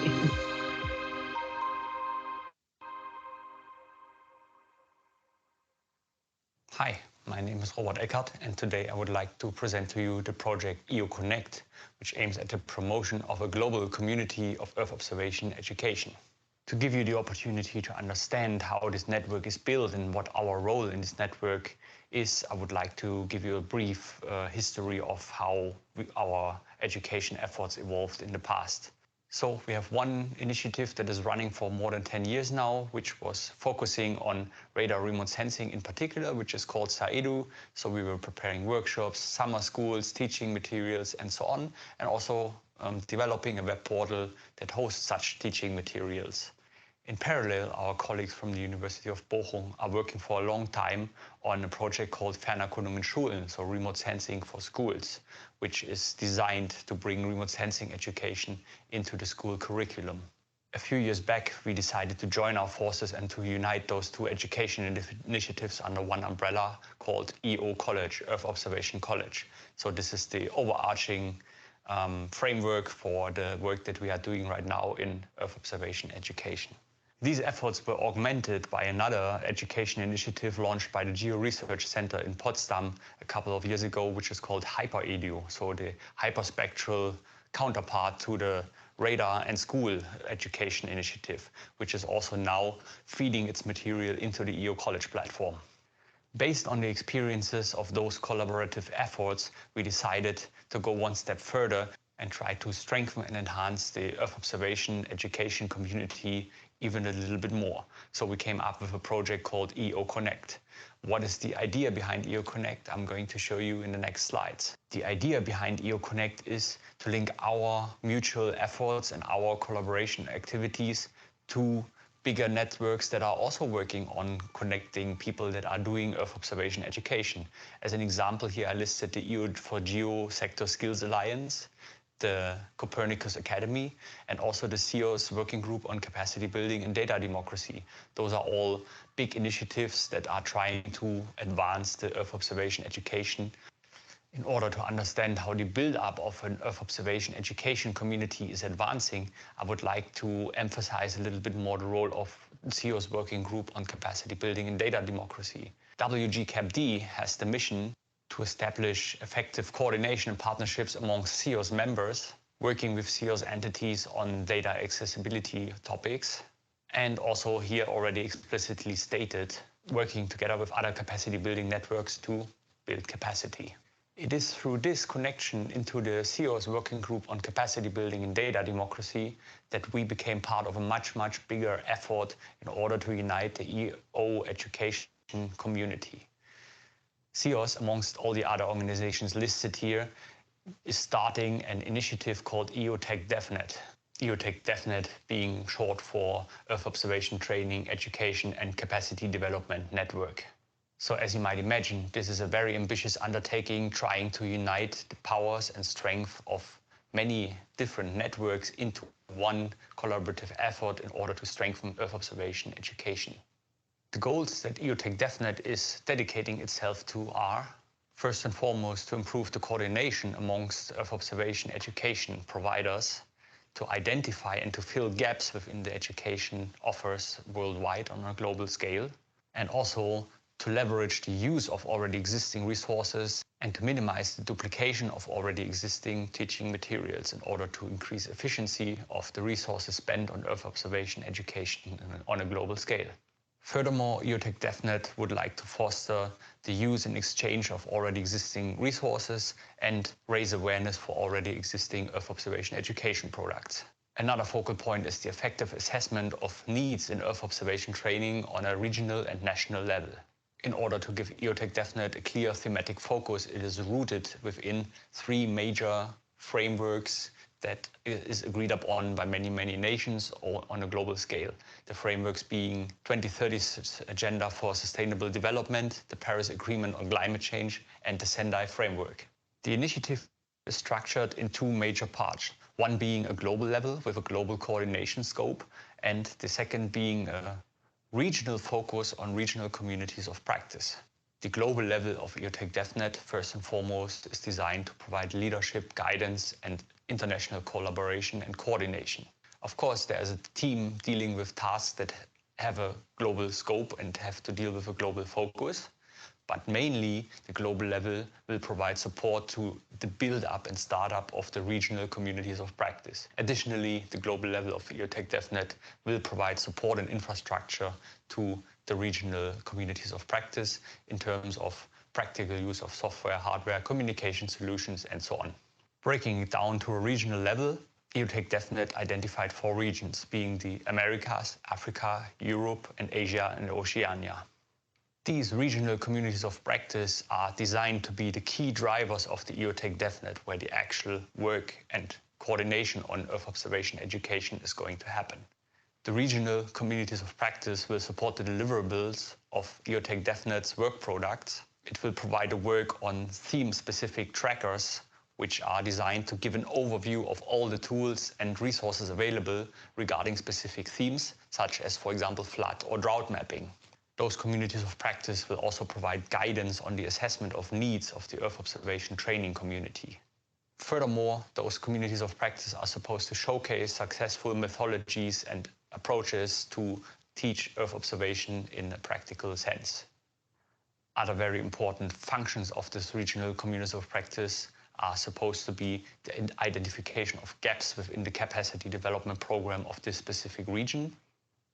Furthermore, they are supposed to help with the identification of region-specific topics for the thematic working groups that will deal with these topics in the future. Here you can see a timeline of the EOTech DevNet initiative so far. First of all, there was an initiation phase where partners were involved, concepts were drawn up, and the entire infrastructure was set up. This was done in 2021, and now at the beginning of 2022, we entered a pilot phase where the operation of this EOTech DevNet network of networks is supposed to be demonstrated. We are at the very beginning of this phase, and this phase is supposed to run until 2023. So we are in a very early stage, which is still a good chance for you to join, for example, the communities of practice. If you would like to do so and learn more about those communities of practice and how EOTech DevNet works in general, feel free to follow this link or use this QR code in order to get more information and all the official documents that might spark your interest even further.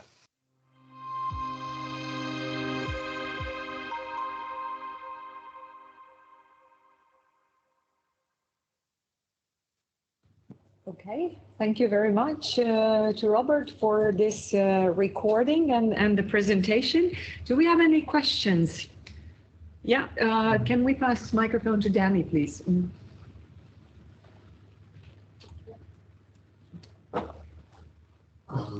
Yeah, Danny speaking here. Thank you, Robert, for the nice video.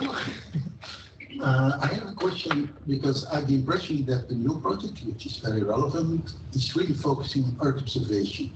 Do you also cover in one or another way and integrate with geospatial like we have done or do for EO4GEO? Or is the focus really on Earth observation? Well, I mean, as always, those areas are kind of overlapping, but I would agree that the focus is a little bit more on Earth observation here because we come from the realm of satellites, remote sensing. So this is definitely the focal point. But I don't think that you can consider those two categories separate anyway. I mean, you know best. Yeah. We have one more question from the audience.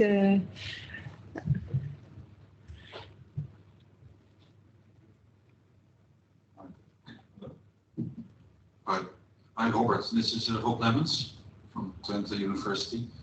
My question is, how do you intend to use the body of knowledge of EO4GEO for EO College? Yeah, very good question. So as already stated, I think these two parallel activities are highly relevant. So the continuation of EO4GEO as EO4 Alliance and also this EOTech DevNet as a global coordination thing. So I think there's a lot of things to talk about how those two things go hand in hand and how they can, I don't know, work together in a fruitful manner. So we have to really stay in touch in this specific or this general topic for sure. To this specific question, how we are going to intend to use the BOK. I mean, we just had a very brief exchange last week that we also have to intensify in the future. In my ideal world, the BOK is kind of a backbone for building technological infrastructures for modern e-learning on top of it. For example, if you think of on adaptive learning, you have to provide some sort of logical structure, how things are related to things. And that is what the BOK exactly provides. That's why I was also asking you last week a very specific technical question in which formats you can export the BOK. If you can, for example, use it as a markdown file and then reassemble maybe learning materials in a markdown format and so on. So I do think that that can be the backbone of many, many different very cool teaching opportunities in the future. So really this image of a backbone for me is what the BOK might become in the future, hopefully. Thank you, Robert. I can see that your question is answered and well received. So thanks for being with us today. And now we will proceed before the, thank you once again. Before the next presentation, we will open the first Mentimeter poll, where we are kindly inviting you to share your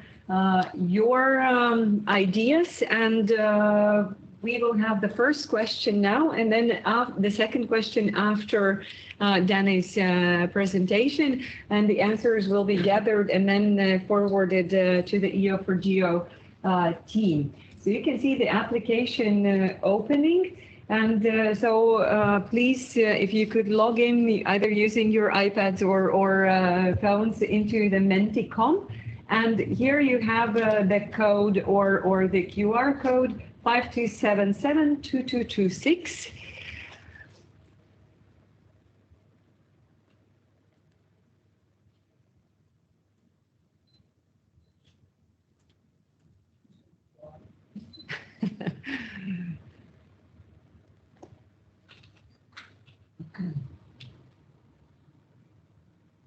And now when we have heard so many presentations during the first part of the conference, well, for the most of the part of the conference, we heard a lot of speakers, both giving the policy context for EO and GI skills development, as well as we heard very practical initiatives, how those skills are being developed through different tools and how they're being supported through different instruments.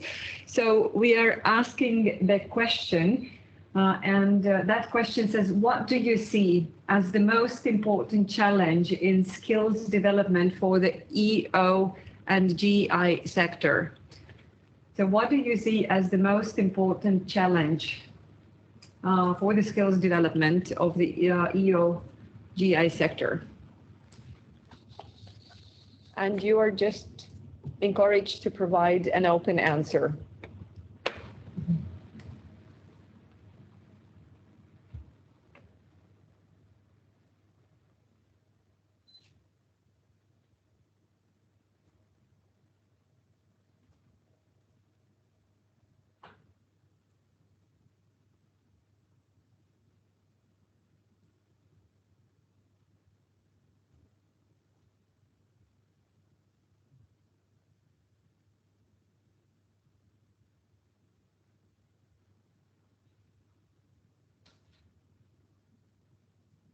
We can follow the answers that are being submitted.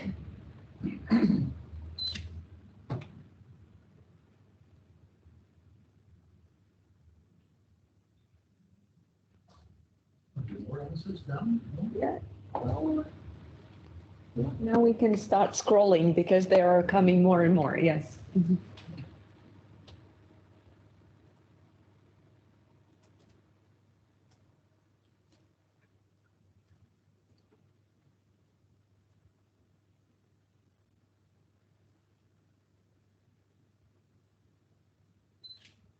So as we see, some of the challenges are really the ones that we have heard of during the presentations, like how to bring together different stakeholders to cross different disciplines, as well as collaborate, not to compete. Yeah.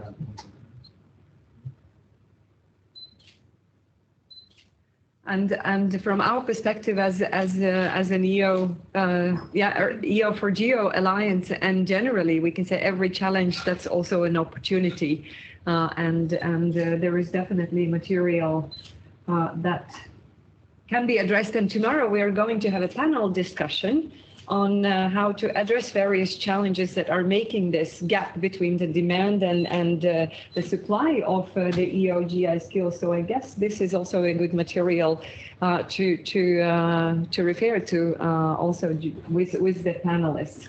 So thank you very much. Beatrice will definitely save the file that will be shared after the conference afterwards, so the answers are not disappearing.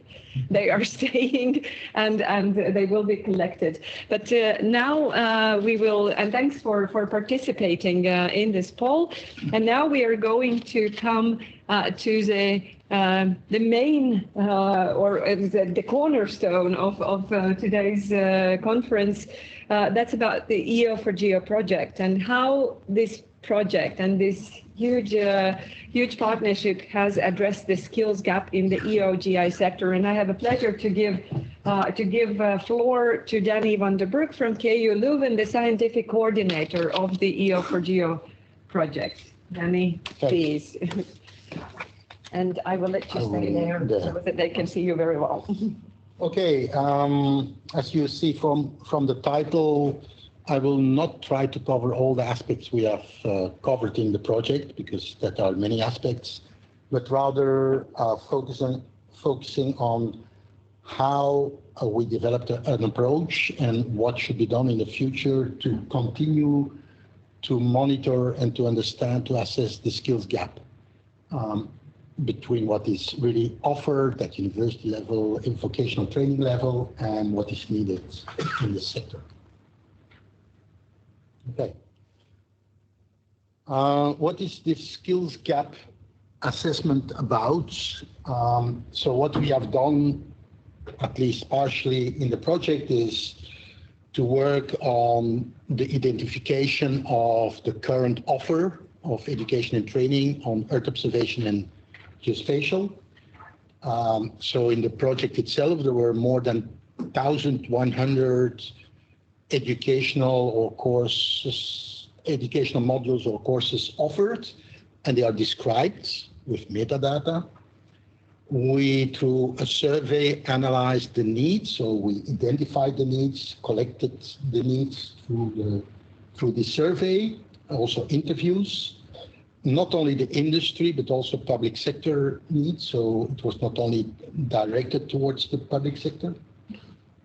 We did a full study based on other initiatives like UNGGIM on developments and trends, and also collaborating with the Open Geospatial Consortium because they have a technology trends watch. So based on these three first topics, we made a kind of assessment trying to identify what are gaps and mismatches between what is offered and what is needed, what is the requirements, the demand in the market, etc. But also we used it to define a few key occupational profiles. I'll come back to that a little bit later. And then linked to the profiles, we identified required skills and skill sets. So that's mostly in a report, but we have done a lot more. I don't know, Rob knows probably, but the number of skills already in the book is really impressive, but that's at a more detailed level, at a conceptual level. So each concept can have one or more skills, but I don't know how many are in the living textbook. It's more than thousands. Yes, yes. At least more than thousands.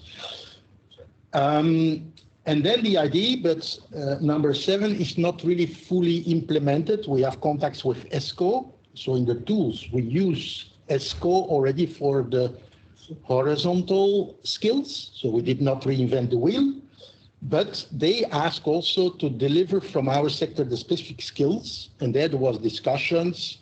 They stated that our skills are far too detailed in the book. They are very detailed because they are linked to activities, being able to do something in the context of a work process, a particular activity.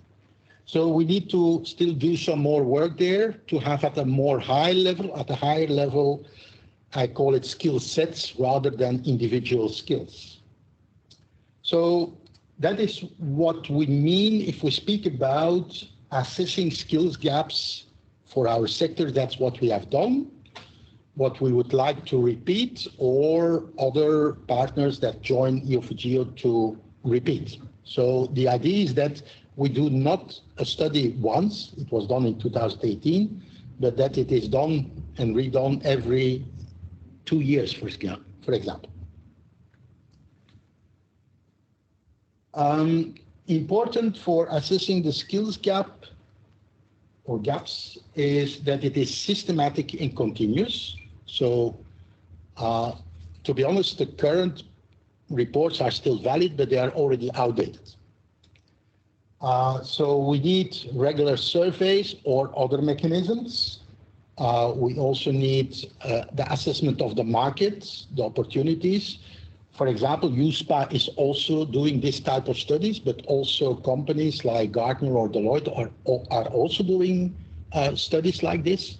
So we want to rely and collaborate with other organizations, of course, but we think that there is a need for particular repetition of collection, continuous collection of data.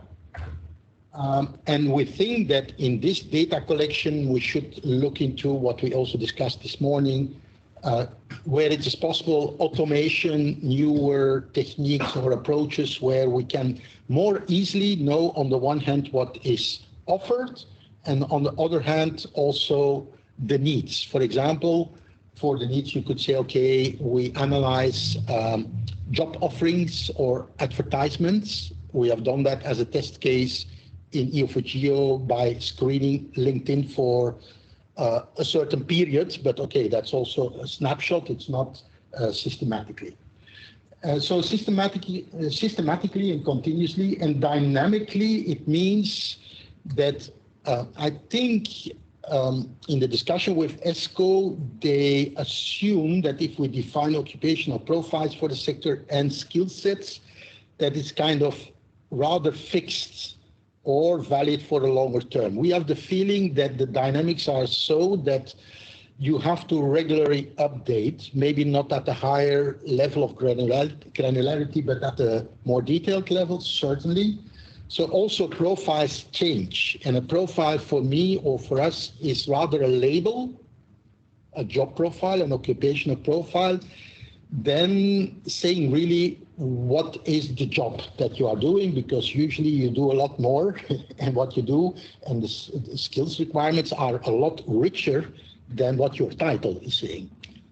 So that's all important, and I also refer again to this hype cycle of Gartner, where they also predict what is the current status of some developments and where it will be at a certain, well, the timeline is at the bottom, so they assume that certain technologies will rise and they will go down. Well, the attention will go down. They are not becoming less relevant, of course. Okay, so systematic, continuous, dynamic. Regarding the occupational profiles, what did the EO4GEO studies reveal? So the studies, based on interviews and surveys, it's all in the sector skills strategy. We discovered or grouped, in fact, some of the profiles in Earth observation geospatial developers, data analysts, and those that manage projects or are at a higher hierarchy, following up on Earth observation and GI data projects. That's the ones that we focused on in the project, but there were also from these job advertisements and from other studies. The typical other profiles were remote sensing experts, coming back cartographers, also in job advertisements, developers, meaning mostly ICT-related developers, so those that can do coding, this type of profiles, but also still the traditional geospatial profiles like surveyors, etc. So they are all mentioned in the sector skills strategy. So these are the ones that we really identified in 2018 and were confirmed with other by other means in 2019. Skills related to that at a higher level coming back a lot, of course, nowadays, data handling, we call it, but it means it can be big data processing and analytics. There are sometimes different labels used for referring to the same type of skill sets, but everything related to data is coming back all over the place. So that's, let's say, the top skill set that is coming back. Not the same, but related that new ways of analyzing big amounts of data, where comes in technologies such as machine learning and other techniques that we discussed this morning. Coming back also often and linked to the different occupational profiles is visualization skills, being able, okay, it's not only the mapping and processing of Earth observation data and represent it, but it's going beyond that, also representing other information that is in your data handling in new ways so that it's understandable for other publics, not only experts. And then the other typical skill set that is mentioned a lot is programming and development. And that are specific skill sets that are or done by ICT profiles, or often also by geospatial profiles, but people that have additional skills developed on coding and related challenges. Now, what are the challenges when we speak about assessing skills gaps in our sector? So, as I said, we have done studies, they are valid, but if we want to maintain it and make it sustainable, we need new steps.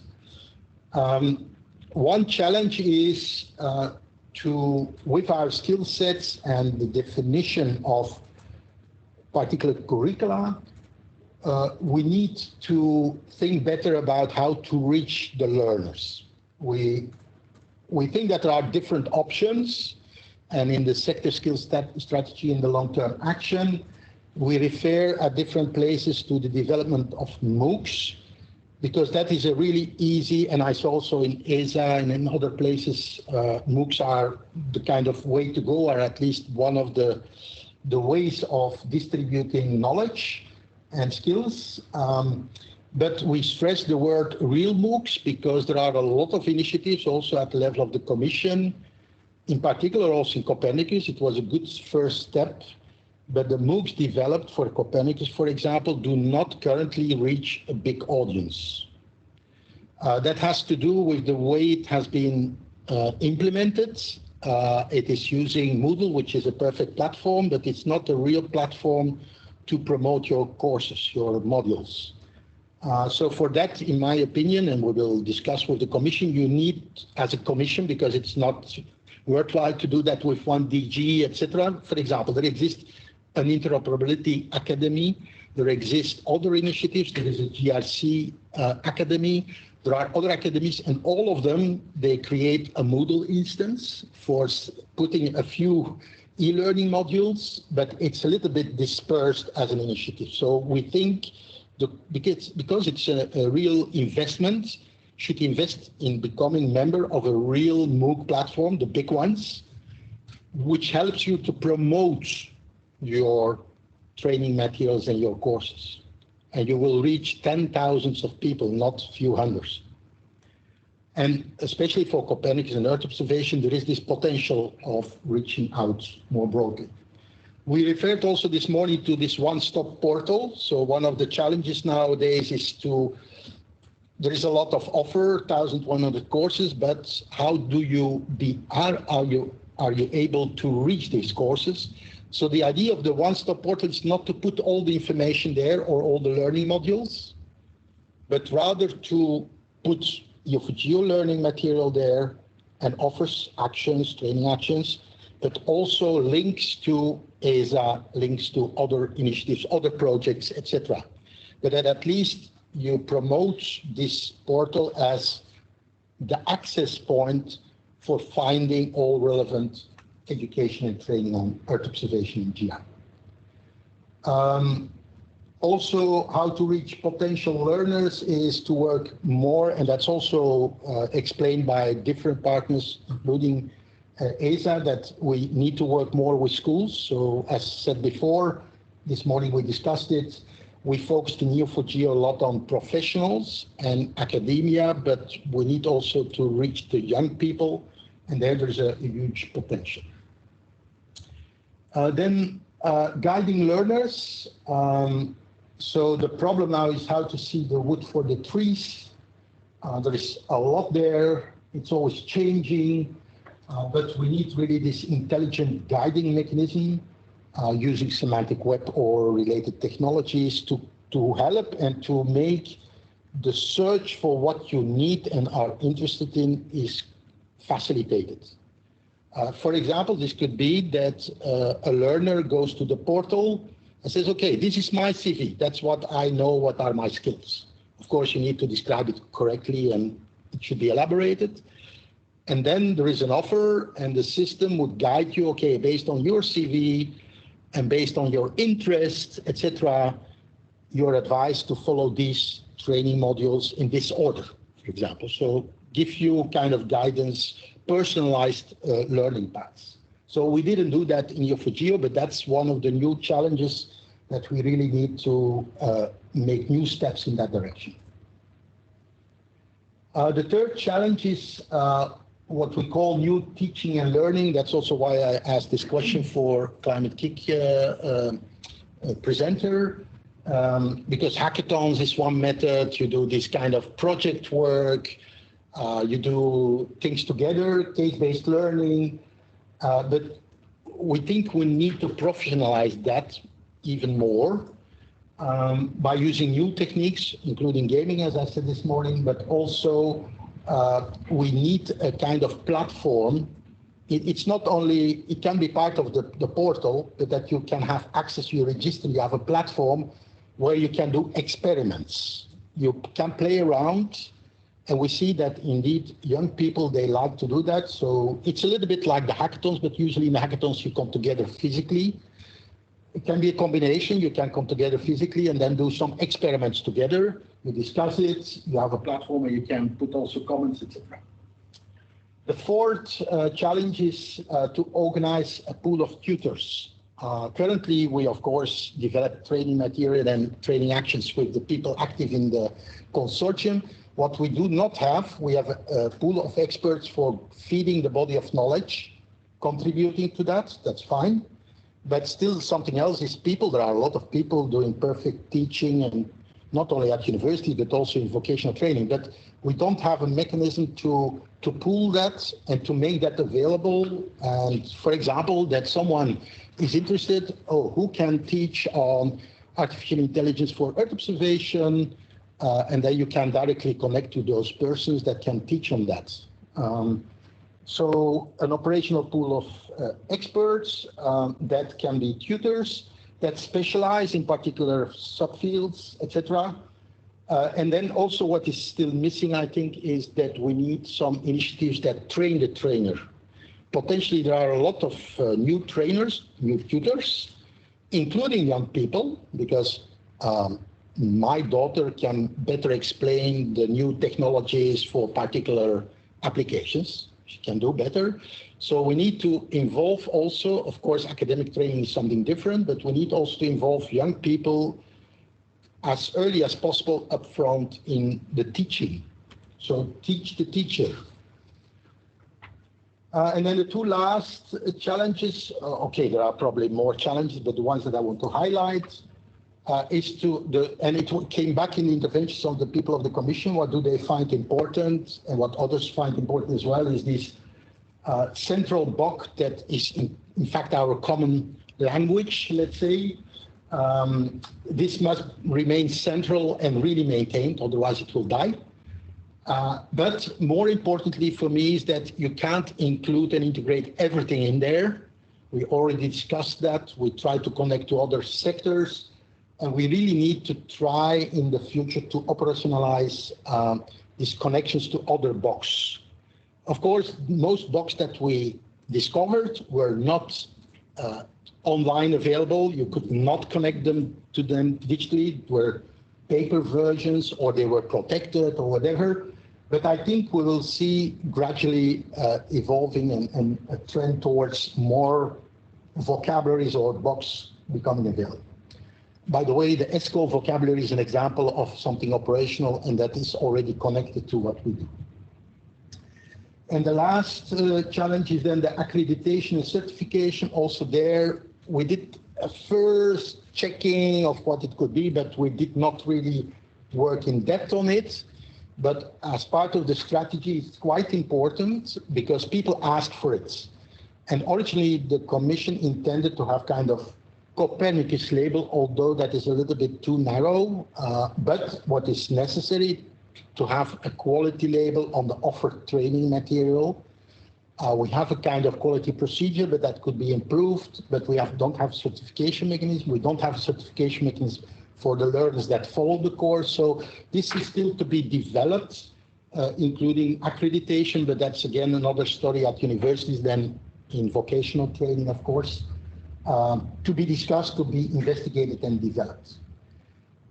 But I think sooner or later we need kind of recognition label or similar, and it can be different levels, and it can be different levels of complexity.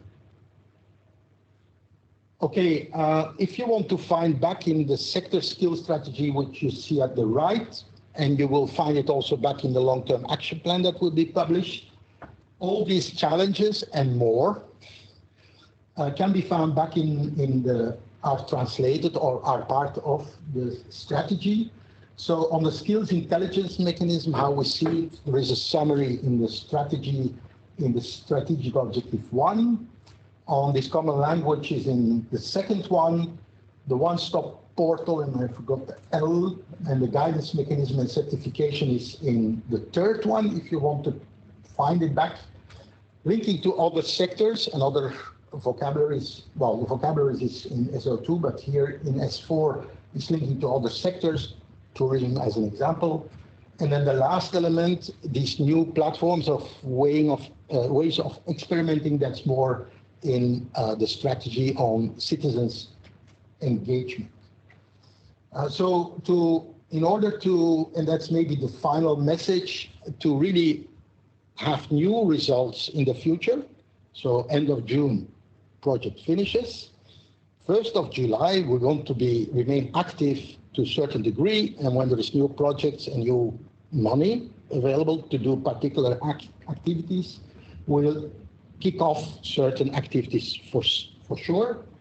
But we need more, well, collaboration from the partnership is there, but we need collaboration with more stakeholders. That's why we invited also associated partners in the development of the action plan.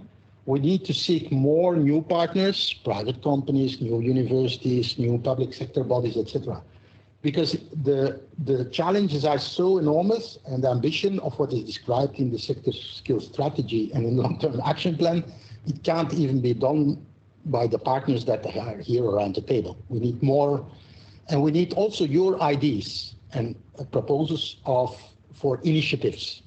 So if you see an opportunity, a call, or regional funding or national funding, and you say, okay, these parts of the action plan can be developed under these calls, then please help us to define that and to identify that.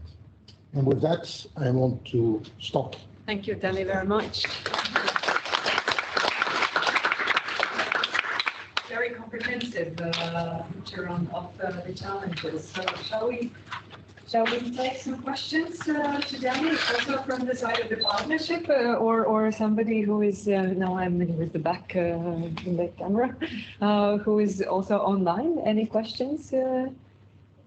Yes, please. Yeah, but we need the microphone. Yeah. The challenges you finished on are included in your report. Is that right? Yes, you can find them. There's a sector skills strategy. It is online. We can't send it to you by mail because it's too big, but you can download it from the website. This is this report. That's called the sector skills strategy.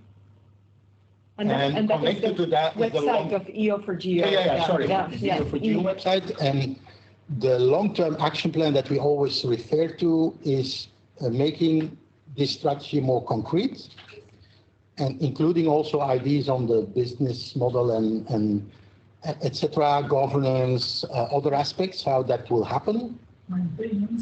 Maintenance of all these platforms, etc. So that's all. You will find it back in the long-term action plan, but this is not yet online because we are finalizing. So we have sub-reports on different aspects in more detail, 4 of them, but then that will be summarized in the long-term action plan, including ideas on activities that can take place and lead to projects. Because at the end of the day, if there will be no calls or call for tenders or call for proposals for covering particular aspects, then of course this will not happen.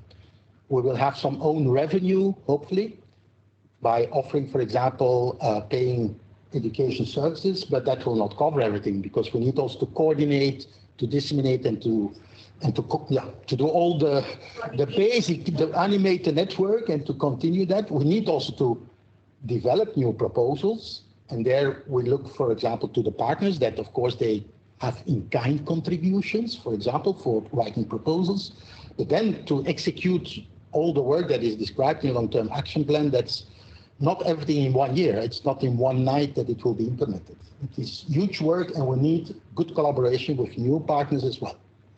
Then there was one more question, and then others, and then we will close this part because we still have one more presentation. Yes. Yeah. And we are a bit behind the schedule.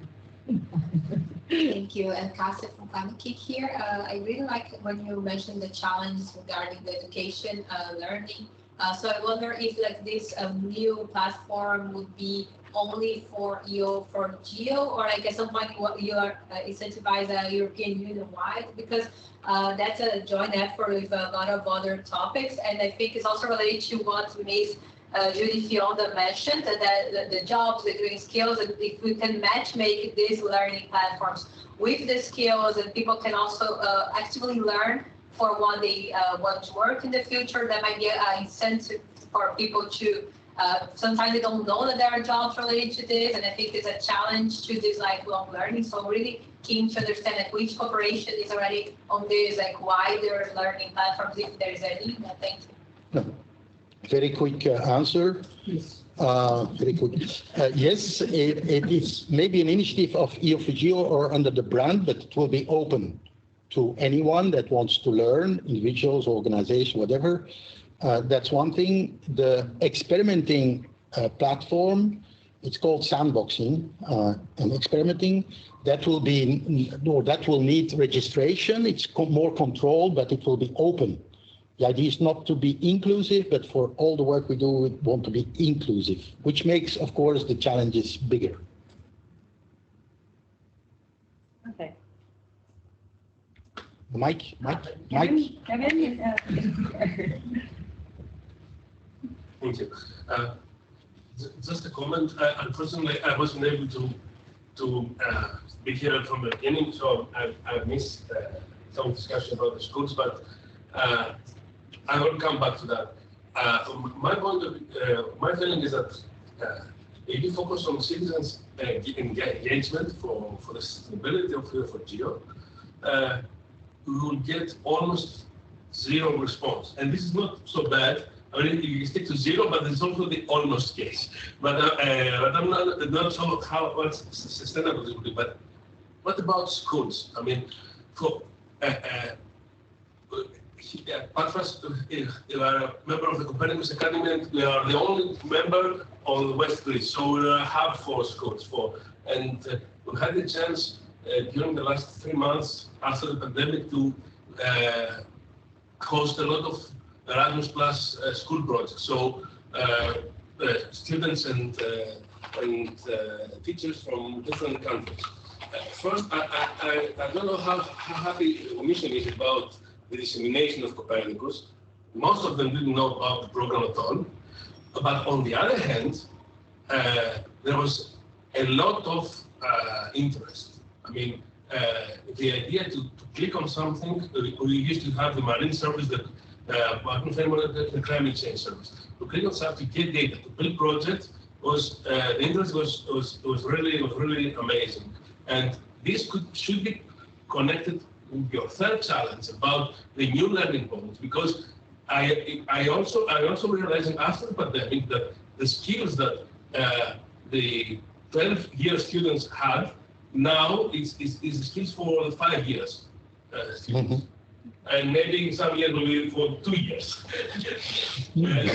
So there will be a demand for new learning modules, etc., especially those age, future citizens, future scientists, etc.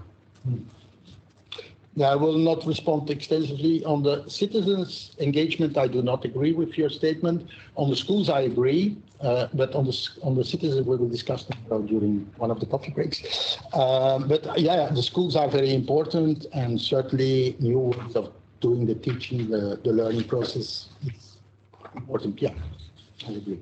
Thank you, Denny, so much once again.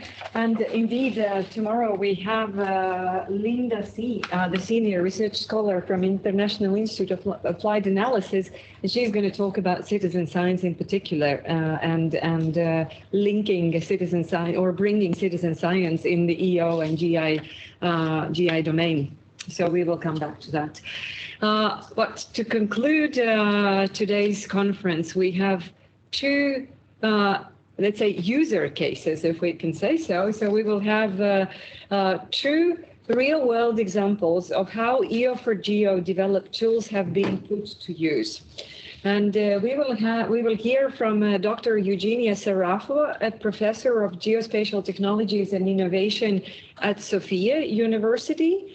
She will tell the first story, and then another case will be presented by Juan Jose de la Torre, the head of communications at Predictia, a spin-off company with over 10 years of experience in applying big data and artificial intelligence to climate, meteor, and remote sensing. So we will listen to two stories, one after the another, and we can save the questions for both of them at the end, okay? And after that, we will have the final concluding remarks, and we're about to, yeah. We will have the evening off. So we start with Dr. Eugenia. I hope you hear us well. Yeah, can you hear me well? Yes. Okay, so do you see my screen? We do. Yes. Okay. Okay. Thank you very much. I really appreciate this invitation, and I'm very happy to present after all these wonderful presentations. And also my presentation focuses mainly on my work with university students, teachers, and students from schools, from the Bulgarian schools. So I hope that we can have a really good discussion after that in terms of the application of these technologies in schools, like the previous presenters mentioned several times during the day. So I am the founder of a small geographic innovation studio located here in Sofia, Bulgaria, a Pixel company, which is a Copernicus Relays member. And also I'm member of the faculty staff of the Faculty of Geology and Geography at Sofia University. I teach cartography, I teach several courses related to GIS and all the other technologies that we are talking about today with students that are listening lectures in mainly geography and geospatial technologies field domain. So I have more than 10 years of experience in the corporate world, but since 2015 I'm working in the science. So my experience with teachers and school students is mainly from 2018 till now. And I have more than 700 trained teachers how to use geographic technologies or geospatial technologies. Since last year, we have the first school book that was published and is used in 12th grade students in Bulgaria. And we have several lectures, several parts of this school book were dedicated to the Copernicus program and to the GIS, types of GIS and so on. So I think that we can share very interesting feedback from the students, from their teachers, and our experience in the last several years in terms of promoting GIS and other technologies in the classroom. So currently we are in the process of a huge collaborative effort with the National University Center for Geospatial Technologies in Sofia University. And we are building a platform that will gather all this experience and all these sources of information and courses and digital materials that we have developed in the last several years.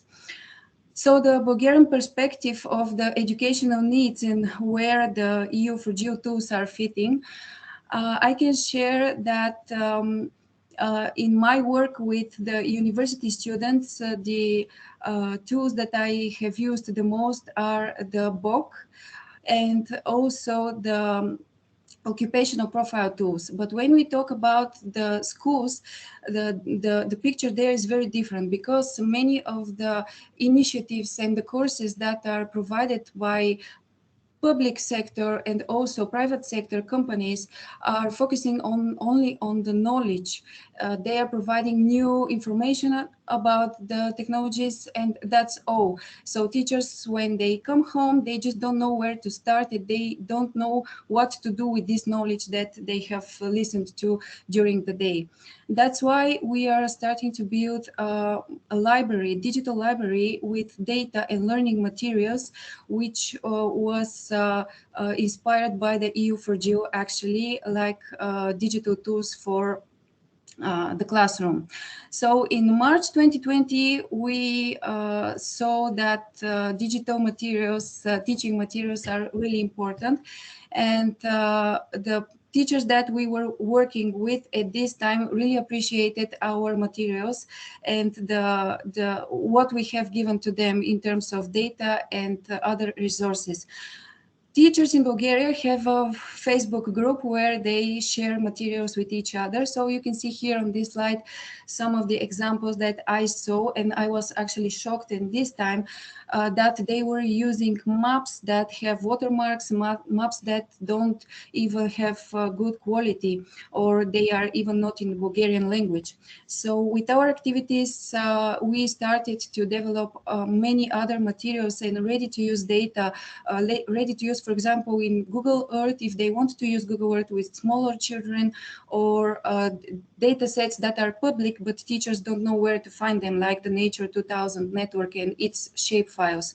So we wanted to change this in the presentations of teachers with this, that's using Copernicus data. You can see here some of the examples that we are using in terms of good visualization of something that's in the curriculum, and they can use these examples to show how beautiful our planet is, but also how technologies can support decision making, for example.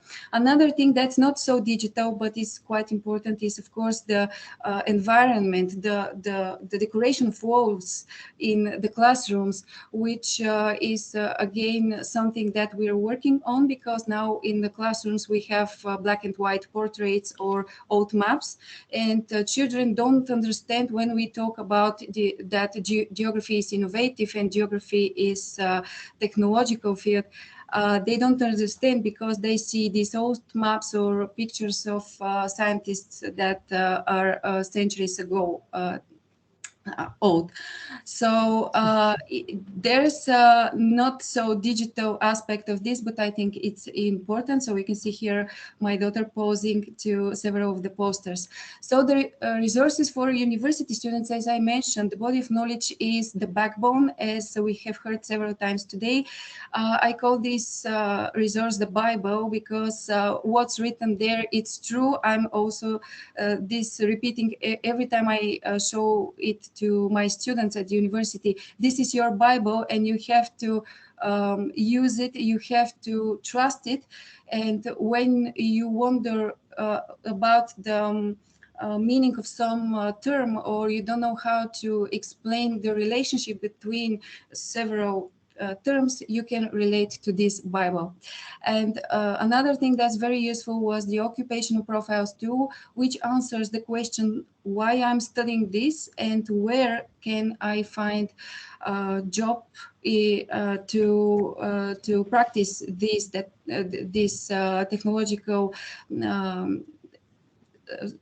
technological things that I'm learning at the university.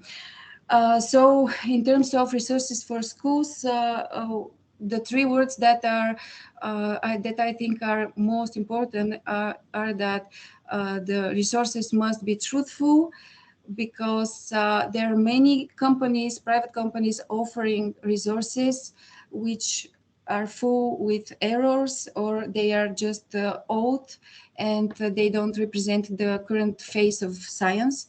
Also, resources must be practical, like teachers going on the platform, downloading them and using them straight away without any need to edit them or to rephrase them or to adopt them.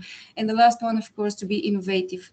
So like final thoughts, I think it's critically important to have more tools that will assist all types of users, and especially teachers and students at the universities and people who are teaching teachers.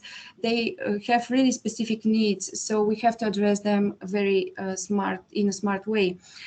We have to also adopt more interdisciplinary techniques, knowledge and ideas, and of course we have to collaborate. This is something that I got like a very good idea from the first lecture, from the first presentation today, that collaboration is crucial, and that's why we are in the recent years we are working with many other organizations here in Bulgaria to be able to provide teachers with all those innovative resources. Thank you very much, and if you have any questions, I'll be happy to answer. Oh, thank you, Eugenia, very much.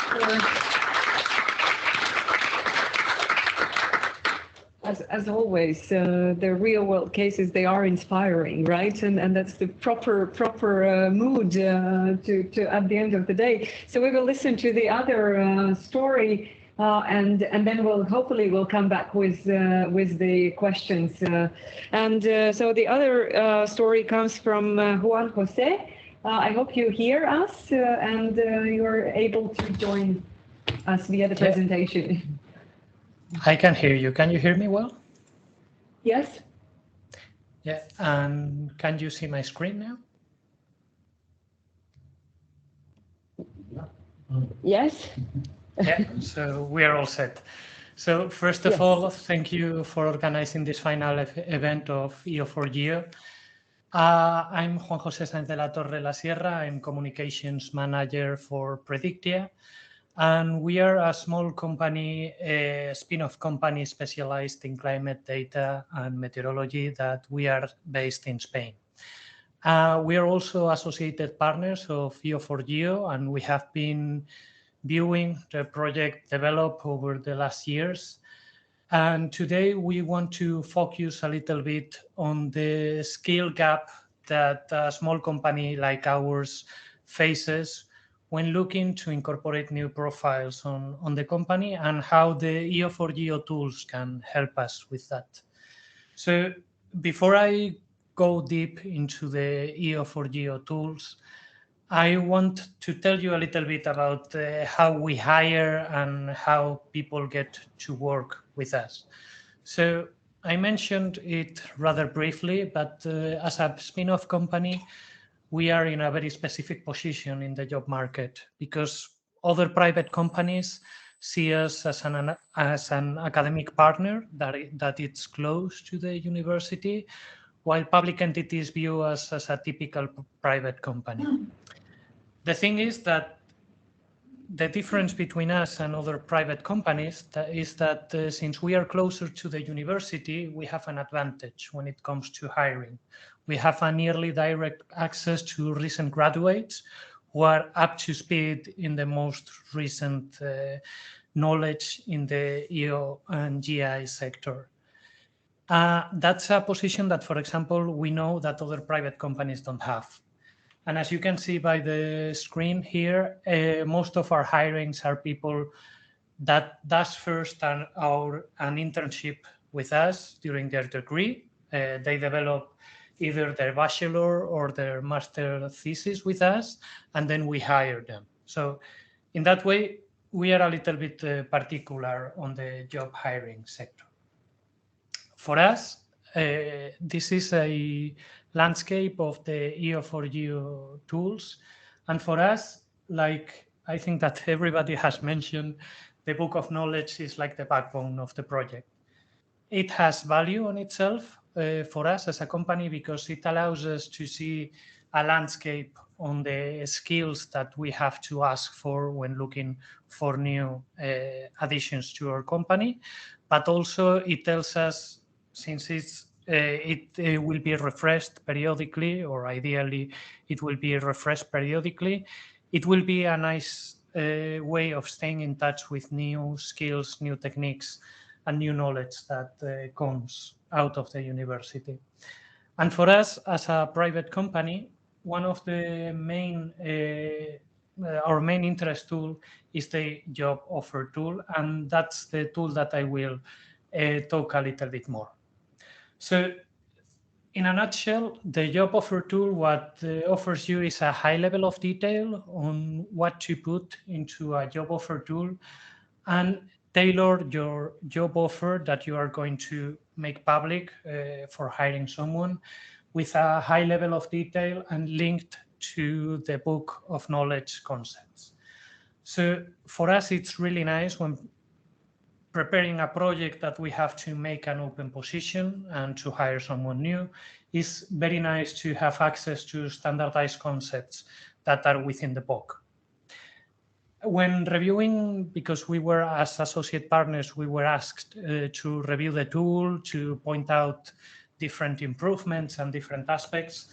The only aspect to improve that we saw in this tool was related to the user experience. That when we are thinking about, for us, the tool is perfect as it is now, because it offers a high degree of personalization and customization. But for someone who is looking for a job, maybe 3 aspects should be highlighted more.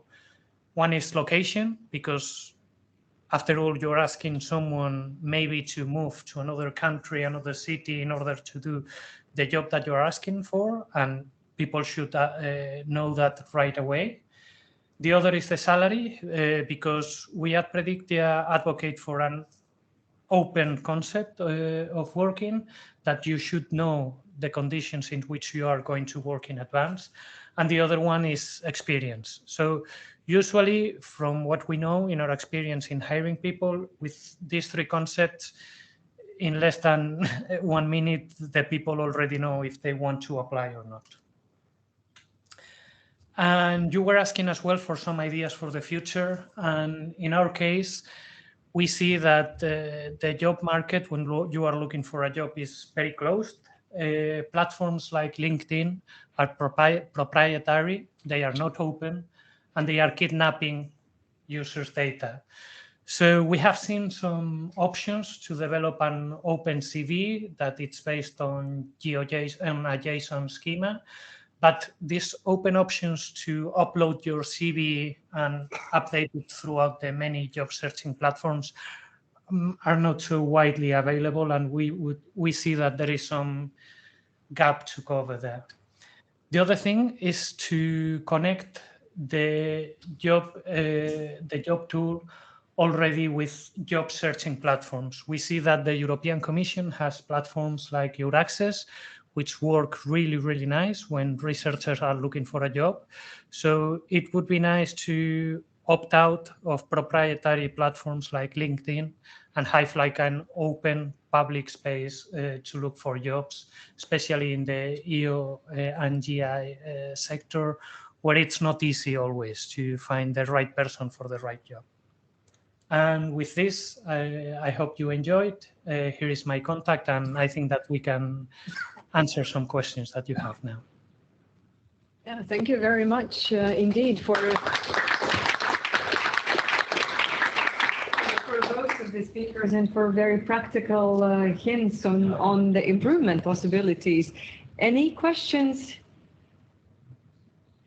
Well, I have the first question to Eugenia, and maybe just very briefly, since you have quite extensive experience also with the private sector, and you still own the private company, how do you see the EO4GEO developed tools operating in the private sector? Do you have any ideas or thoughts? Yes, thank you for this question. Well, I think that what the Juan said in his presentation was really focusing on this and using the occupational profile tool and the meshing this with the CVs and how to write CV and everything else, we can actually implement this in a very practical way. I don't know if I answered this question, but I think that his presentation was focused mainly on this. And I have seen here some of the companies in Bulgaria using these tools when they prepare their job offers for students, and after that I'm sending them to students. So I don't know if I answered the question. Yes, you did. And I think you also, what your presentation, let's say, highlighted was also mentioned by the project partners as well as you, Danny, on the need of importance of the teachers, and that is really the target audience, because they are the multipliers and they are the really ones that can facilitate the uptake of the tools and development of the skills, after all. Anders, you have the question, and then you say to whom you are asking that question, okay? And then we end up. Question for Juan Jose. I would like to ask you the following. How is it possible to use the EO4GEO tools for the students that you will potentially hire at a later stage? I mean, can you use it in order to decide who will take for the bachelor thesis or the master thesis? Or maybe this can be is it possible to be used also for students that know they come to your company for practice for a couple of months? Maybe this could be like a good extension for the EO4GEO. So the tools that are already there, for example, the occupational tool, is nice for them once that they leave the company after their internships or if they are looking for another job, to have a systematic CV at hand. Because in that way, because they already have skills that they do not know how to name or how they fit into the market. So in that way, they are able to see on a comprehensive list, okay, I have worked on this and that, and this means that I fit into this kind of occupation. So that already simplifies the job a lot. And on the other hand, for us as a company, the main struggle that we currently have, and again, we are in a privileged position to do this because we are in the interface between university and private companies, is that of reach. Okay, you have a position open in your company and you know what type of profile you are looking for, and you are able to standardize that profile through EO4GEO tools. But how do you get out the word that you have an open position? And that is our current struggle at the company. I don't know if this answers your question. Thank you. Thank you. I see. Yes, yes. Anders is nodding. So we assume that you have answered his question. Thanks a lot to both speakers once again, and we give an applause. With that, we have come to the very, very last part of today's conference, and I will invite Milva to say a few words for the main takeaways. And meanwhile, I would also like to thank all of you for those who are still with us online, and with you who are present, that we will continue tomorrow. We will start at 9 o'clock. We have a very rich program for tomorrow. And I would also like to thank the technical team and the organizing team, Climate-KIC and Nereus. We are learning a lot, right, on how to keep on with these hybrid environments and new realities. So thank you. A big bravo. And to the moderator, of course. Yeah, well, good afternoon, everybody.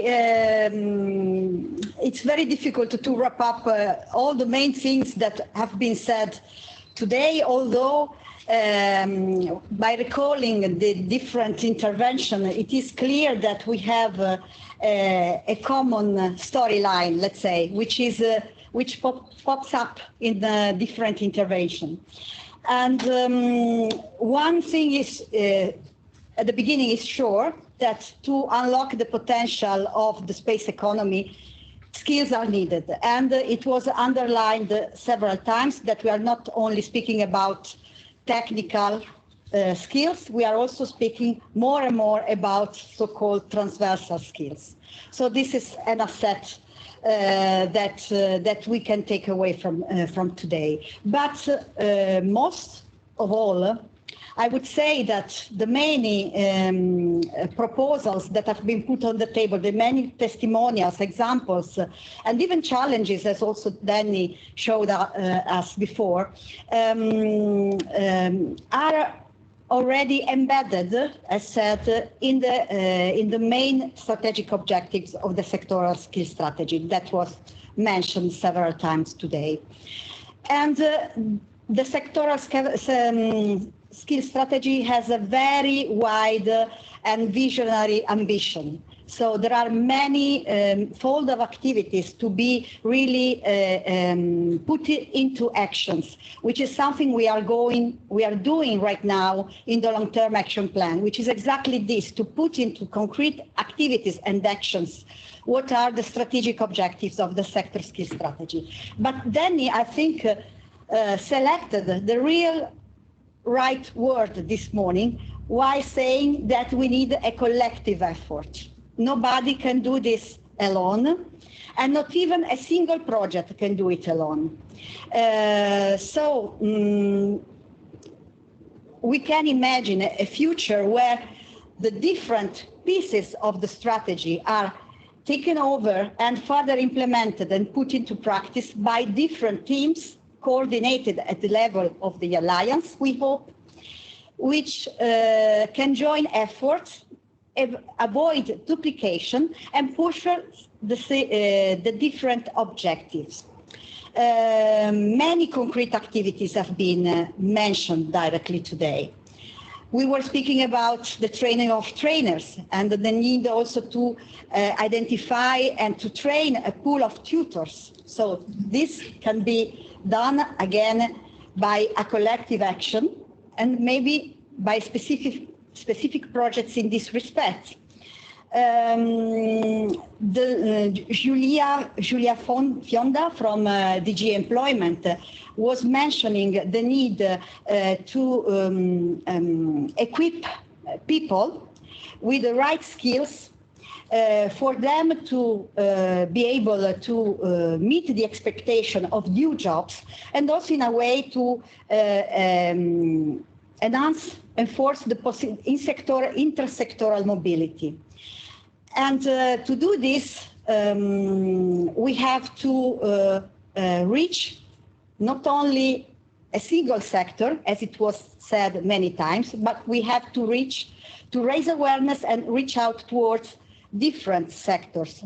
We were speaking specifically for the Pact for Skills on the 14 industrial ecosystems. And we know it's a value. It's maybe difficult right now for us to be acknowledged also by key decision makers, by key officers at the Commission level. It has been difficult, I must say, along these 4.5 years, sometimes to have them really understand what our sector is focusing on. We manage in a way. We have also quite a nice document ready because we had to submit this to Vite on the occasion of the last call for Sector Skills Alliance under Erasmus+, because they are not going to duplicate efforts, so they really wanted to understand very well what is our sector about, not to fund another similar or duplicating alliance. So you understand we should be very proud of this, because this means that we are in a very good position to really have our say for the future of skills development in our sector. But also, as Mavi was mentioning today, we should go a little bit wider than only Earth observation and geoinformation, and also encompass all the different parts of the downstream sectors, which is something we are already being discussed with some partners, something which is already being promoted through specific projects, and on which we should work more, also together with the institution, with DEFIS. And I wish to thank once more Mavi for her very precious support to our activities, not last to the, let's say, conception of the sector skills strategy, but also we should connect with the European Space Agency and to really put together all the efforts that are being put on the table for training, to enhance training and enhance the provision of skills.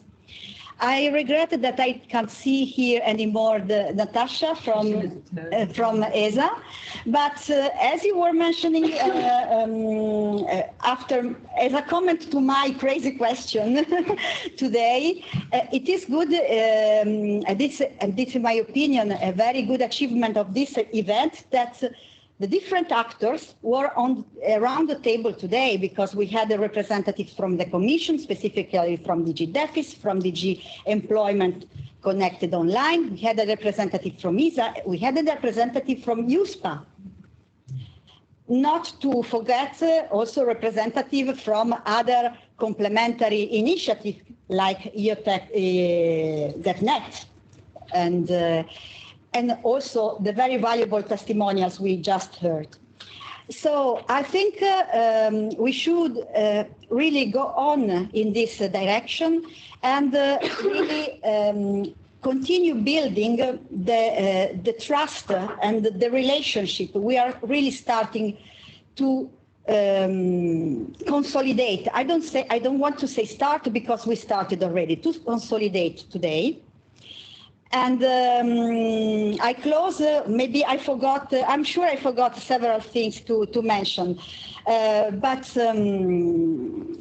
I want to close connected to this point of trust, of building and consolidating trust, saying that, and we will speak more about this also tomorrow, this is really in line with the guiding principles we want to give to the EO4GEO Alliance from now on, which is based on transparencies and mutual trust. So I think we are really on a good track on this point.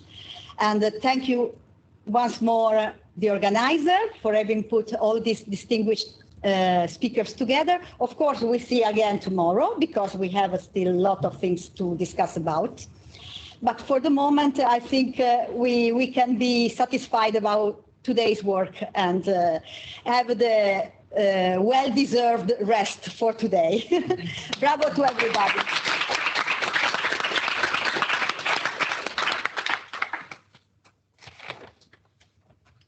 But before you leave, I think we have some news, some things to say about the dinner tonight. Yeah.